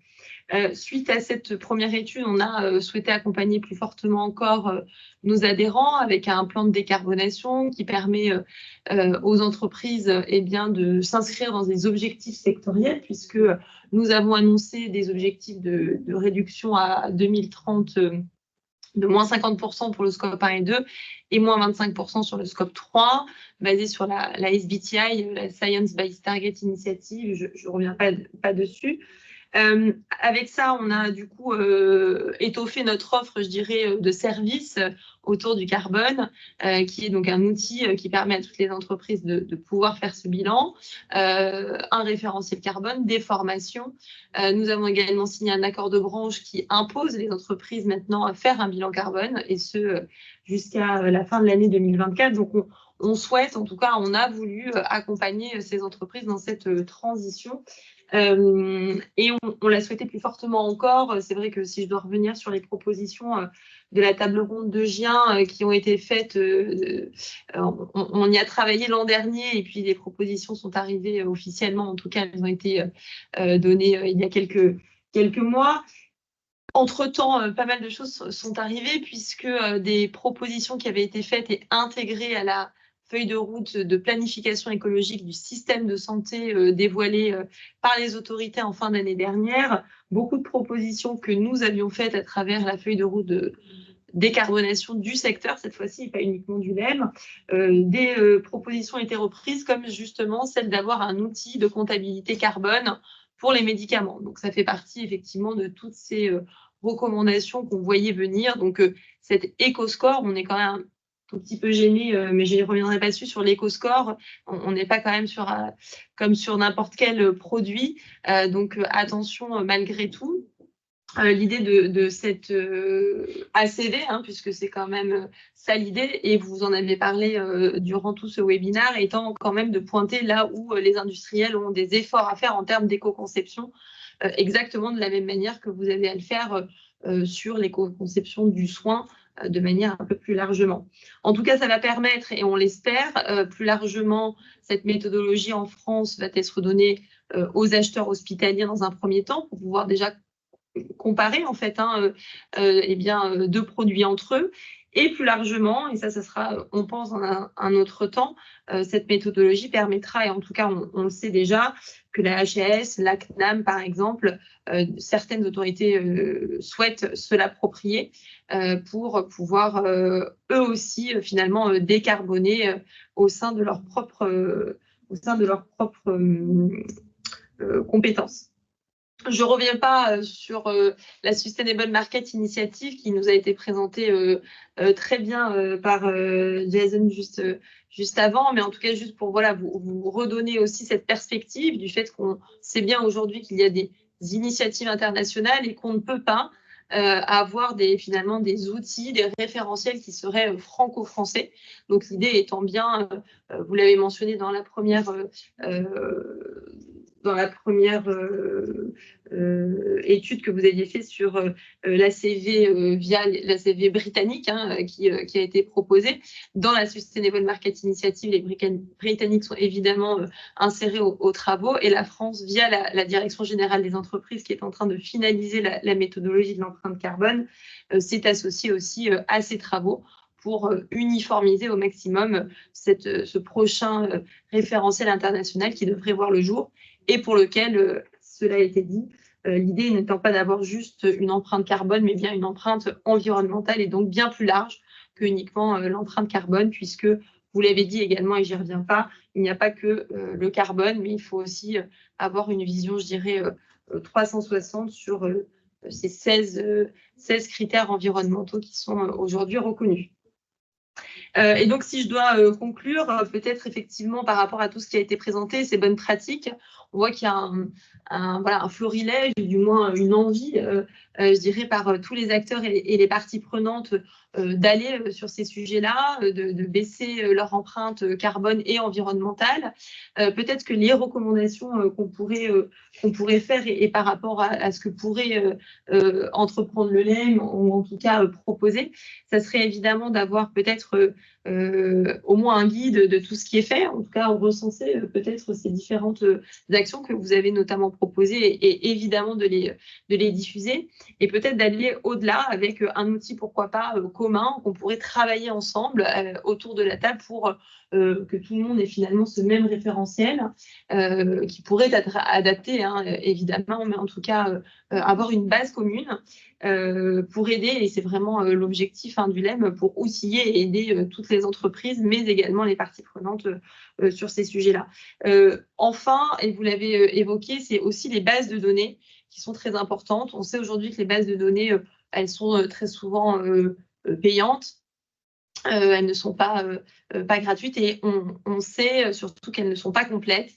Il manque un certain nombre de données pour pouvoir faire ces fameuses ACV complètes, ce qui permet du coup de ne pas avoir forcément des ACV complètes et de pouvoir comparer ce qu'on voudrait comparer. Donc, l'idée fait son chemin aussi du côté du LEM par rapport à l'initiative de la DGE, serait d'avoir peut-être une base de données commune. Est-ce que le LEM doit s'en emparer? C'est une question, mais en tout cas, ça vaut le coup de se poser cette question aussi au vu des travaux que vous menez et de ce qu'on pourrait proposer. Voilà un petit peu en synthèse et les recommandations que je pouvais faire et évidemment très preneuse de pouvoir travailler en collaboration sur les sujets que je porte également. Merci beaucoup, Julie. On va laisser la parole à Lucie Levden, qui est la porte-parole de l'ensemble des participants. On a été proche des 300 tout à l'heure. On s'est montré l'intérêt. Donc, je crois que Lucie, vous allez nous parler aussi d'un petit questionnaire et un certain nombre d'observations qui sont faites et un certain nombre de questions. Alors oui, juste pour vous dire que vous allez recevoir un questionnaire d'insatisfaction très bref dans le chat. Donc, si vous voulez bien y répondre, voilà, ce serait gentil. Ensuite, par rapport au chat, les questions. Alors, il y avait une question sur l'empreinte carbone des échantillons de laboratoire, mais je pense que ça a été répondu. Et des remarques, mais redites-moi dans le chat si vous voulez d'autres précisions, mais je pense que ça a été discuté aussi par la suite sur repenser les envois papier et également les envois de kits. C'est vrai que c'est des choses qui nous sont beaucoup remontées, mais voilà, dites-moi si ça a été... voilà, pour ce qui est des tubes de laboratoire, apparemment, oui, c'est bon, les réponses ont été satisfaisantes. Donc, si vous voulez des précisions ou s'il y a des intervenants qui veulent préciser un peu pour tout ce qui est papier et tout ce qui est envoi des kits, je vous laisse et je lis en même temps les commentaires. Voilà, on va faire un gros travail sur les essais décentralisés. Ah ouais, au regard aussi de beaucoup de travail pour la décentralisation avec toutes les questions RGPD en fait. C'est un commentaire qui apparaît dans le chat. Oui, Françoise de Tiègue, c'est vrai que c'est une question importante parce qu'on a soulevé que le déplacement des patients et le déplacement des moniteurs était un secteur très, très pourvoyeur de carbone. Et les enjeux de décentralisation de la conduite des essais cliniques, c'est-à-dire ce qu'on appelle le home nursing, la possibilité de déplacer les visites protocolaires de l'hôpital au domicile du patient, pourrait répondre pour partie aussi à ces enjeux-là, puisqu'en fait, on évite le déplacement du patient. Alors après, il faut faire un calcul très précis parce qu'on utilise aussi d'autres matériels et il y a aussi le choix des digitaux, des outils digitaux, donc il faut être très, très attentif, mais ça peut être une approche. Alors, il y a Laura Richer qui nous dit que pour les essais académiques coordonnés par la plateforme Euclide, donc à Bordeaux, nous sommes très proches du zéro papier. Oui, c'était pour rebondir par rapport à un des commentaires lus. Donc, je pense les envois des documents papier, on peut vraiment les limiter à proche de zéro. Hein. Dans notre expérience, on est resté sur les consentements papier pour l'instant, ça oui, mais tout le reste est purement électronique. Et vous avez fait l'évaluation en ce qui concerne les industriels, je pense que les classeurs dits classeurs investigateurs ne sont pas papier pour l'instant. C'est encore un enjeu aujourd'hui. Tu veux dire qu'il faudrait que ça soit... Mais oui, c'est-à-dire que je ne vais pas rentrer trop dans le détail de la réglementation, mais les classeurs investigateurs sont la propriété de l'investigateur, mais préparés par les industriels et sont adressés à l'hôpital. Et aujourd'hui, à ma connaissance, ils ne sont pas dématérialisés pour la plupart. Je pense pas. Alors, il y a Claire Fougérou qui voulait intervenir. Et Bruno. Oui, et Bruno. Je te grille la priorité, Bruno. Vous voulez peut-être dire la même chose. Oui, pour rebondir sur ces questions, c'est évident. Alors, il y a des choses qui s'évaluent. Hein, poids du papier versus poids du numérique, c'est des choses qu'on pourrait calculer. Mais on voit bien qu'on se heurte vite à des contraintes réglementaires. L'archivage papier dans les BPC, pour le moment, c'est ce qui est recommandé. De la même chose pour le monitoring. Parler d'essais décentralisés. Un monitoring à distance avec un accès à distance aux résultats et aux dossiers des patients serait idéal pour arrêter tous ces déplacements d'ARC dans tous les sens et qui on l'a vu, ont un impact majeur dans une étude. Oui, alors moi j'ai 2 remarques là. Il y a une remarque qui a été faite sur les envois de kits, là il me semble, c'est ce que vous avez dit. On peut dire pareil pour les envois de médicaments, hein. Donc aujourd'hui, en fait, on se heurte à un problème réglementaire. On avait réfléchi à ça, bien sûr, à la table ronde de Gien et il faut savoir que les textes de loi existent, mais ce sont les décrets d'application qui n'existent pas. Et vous savez qu'aujourd'hui, il y a une phase pilote qui est proposée par la CNIL, la DGS, la NSM pour proposer des essais décentralisés et identifier les problèmes. Et c'en est un, par exemple, hein, parce que c'est vrai que si on pouvait aussi bien envoyer les médicaments ou les dispositifs directement chez les patients, voire les faire dispenser par la pharmacie d'officine, ça simplifierait probablement beaucoup de choses et on peut espérer que ça réduirait le gâchis. Ça, c'était la première remarque. La deuxième remarque, c'est, je ne sais pas qui a dit qu'il faudrait évaluer le poids du numérique par rapport au déplacement des personnes.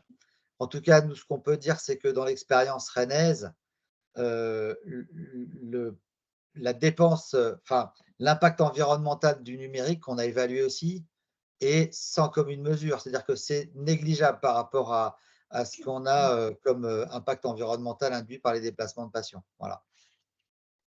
Je pense que la comparaison, elle était surtout au niveau entre le papier et le numérique. Et c'est vrai Ouais. qu'entre le papier et le numérique, la question, elle se pose vraiment très souvent. C'est pas si évident que ça de trancher entre du papier ou du numérique. Et Parce qu'en Bruno, effet, je vous rejoins, j'en profite. entre les transports et du numérique, là, il n'y a pas photo, hein, on ne se pose même pas la question. Sur le sujet de la phase pilote, je profite de la large audience pour repréciser que cette phase pilote, elle est prolongée de 3 mois, donc elle court jusqu'à fin septembre. Donc n'hésitez pas à proposer vos projets à la DGS, donc soit des projets à venir, soit des retours d'expérience, soit des questions sur ces sujets. Donc plus il y aura de projets et plus on fera comprendre aux autorités que c'est vraiment un sujet d'intérêt et on pourra avoir un cadre national en faveur de cette décentralisation des essais cliniques. Merci. Alors, Ariane, si je peux me permettre, Oui. à Rennes, on veut proposer quelque chose, mais on a été hyper déçus par un premier entretien qu'on a eu avec la DGS et la CNIL. Faut pas le dire. Non, je suis sérieux parce que, en fait, on pensait qu'on allait pouvoir avoir des facilitations pour mettre en place des choses, pour proposer des choses innovantes. Et en fait, à chaque fois, on nous a répondu, on vous dira si c'est possible ou pas. Donc, c'est un peu pas un passe-droit, c'est pas un passe-droit, hein, c'est un accompagnement et une identification, une détection des problèmes en cours en vue d'adapter le cadre. Donc, mais néanmoins, il ne faut pas désinciter les acteurs à y aller. Je suis d'accord. Alors, pour revenir au chat, donc on a toujours des commentaires sur justement le papier. En fait, sur la dématérialisation, de réfléchir au global à une réduction, en fait, de réduction globale des documents. Est-ce que ça, ce ne serait pas une piste? Et également une question sur le e-consent, où en est-on? C'est pareil. La phase pilote. Peut-être on ira voir. Un autre commentaire sur les kits. Est-ce qu'on ne pourrait pas autoriser leur recyclage au lieu de demander leur destruction à chaque fois? Au moins pour des choses qui ne sont pas aussi forcément périssables. Laura a fait un commentaire sur les bonnes pratiques de la CNIL pour le monitoring à distance. Alors, je peux peut-être dire une chose, au sein de Johnson & Johnson, on met en place un projet qui s'appelle le Passive Shipper, qui est la possibilité de faire une optimisation logistique des envois des kits sur site et surtout de pouvoir utiliser les mêmes box pour le retour, etc., pour éviter justement beaucoup de déchets. Donc, on travaille avec les hôpitaux et les pharmacies sur ce sujet-là. Juste peut-être pour préciser aussi, pardon, ce sujet a bien été remonté, en tout cas le sujet globalement de la décarbonation a été bien remonté maintenant avec la NSM, hein, puisqu'un GT vient d'être créé dans lequel on participe, et notamment sur la prise en compte potentiellement de fast track lorsqu'il y a besoin voilà, de refaire une demande AMM ou autre pour simplifier ces demandes et aller plus vite lorsque justement c'est pour un impact environnemental meilleur, pour justement essayer d'aller plus vite. Donc voilà, on est en cours de discussion. Il y a plusieurs sujets qu'on aborde avec la NSM et voilà, on vient de démarrer les travaux. Donc, force est de constater aussi que voilà, ça commence à infuser un peu partout. And I have a question for Jason. I know it's difficult to make a track record or a benchmarking between countries, but what do you think of the position and situation in France in comparison with other countries, you know? I'm speaking about clinical research. We cannot hear you, Jason. Yes, you are on mute. Yeah, sorry.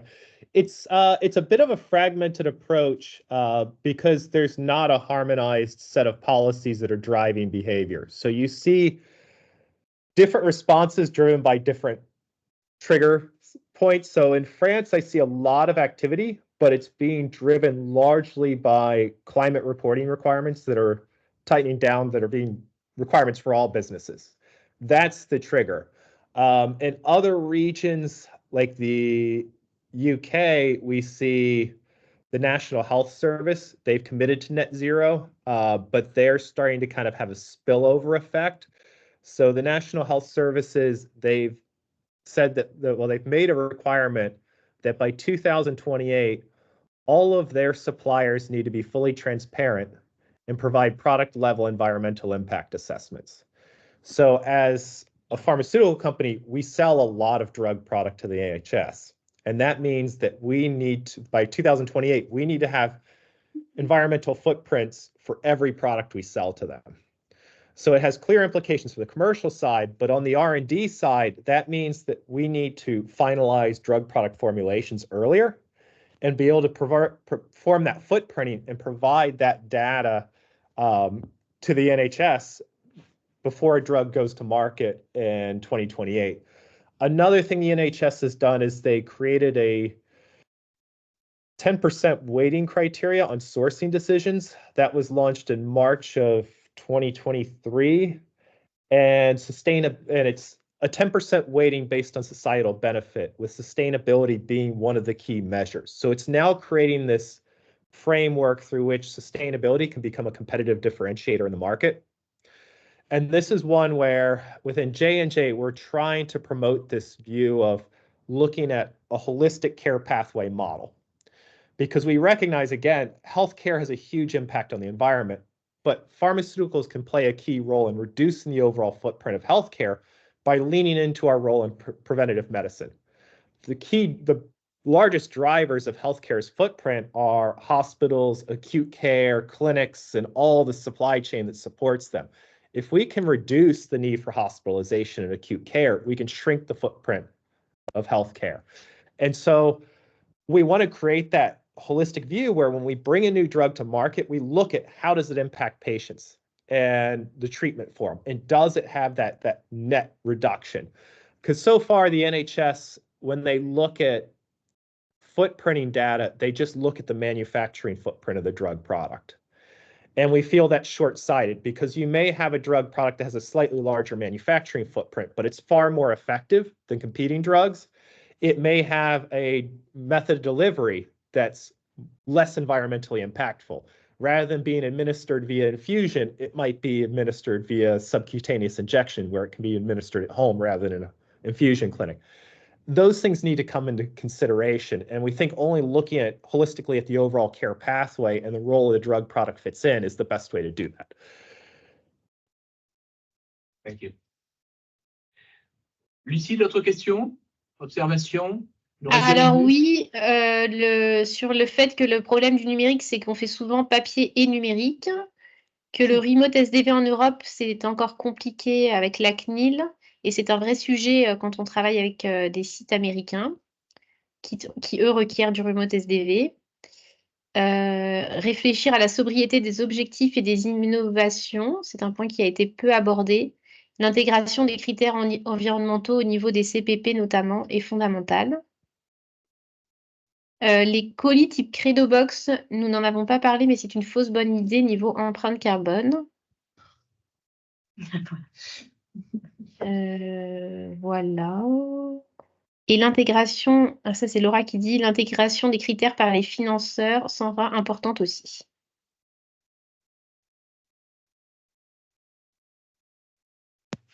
Oui, donc peut-être pour les appels d'offres, pour les essais académiques publics, pour l'instant en France, ce n'est pas encore un critère qui est intégré, mais qui commence à l'être. Donc dans certains appels d'offres, c'est un critère qui commence à être mentionné et je pense que ça va être de plus en plus le cas, ce qui est aussi un moyen pour encourager tout le monde à prendre ce virage. Ouais, je te rejoins, Laura, mais il faudra absolument du coup qu'on ait des indicateurs, qu'on soit en capacité de fournir des données sur nos projets. Chose qu'actuellement, peut-être que, comme on disait, il n'y a pas nécessairement de référentiel. On est au balbutiement, en tout cas en France, sur ce référentiel, et il faudra qu'absolument on puisse avoir des indicateurs communs pour qu'on puisse être évalués tous de la même manière lors des appels à projets. Tout à fait. Donc, ça va être le mot de la fin, si vous voulez bien. Donc, comme disait Ségolène, on est au début d'une histoire et on espère à travers cette première initiative commune, encore une fois, avoir contribué d'abord à avoir un premier échange, à valoriser, à faire connaître un certain nombre d'expériences et que finalement ça profite à tous, à avoir des retours effectivement de spécialistes. Et on vous remercie en tout cas pour votre participation. On remercie tout particulièrement les intervenants, encore une fois, Lucie et Corinne de Belleval. Merci beaucoup et bon après-midi à tous. Merci beaucoup. Merci beaucoup. Merci. Au revoir. Merci beaucoup. Merci. Au revoir. Merci, au revoir. Merci. Merci. Merci, Au revoir.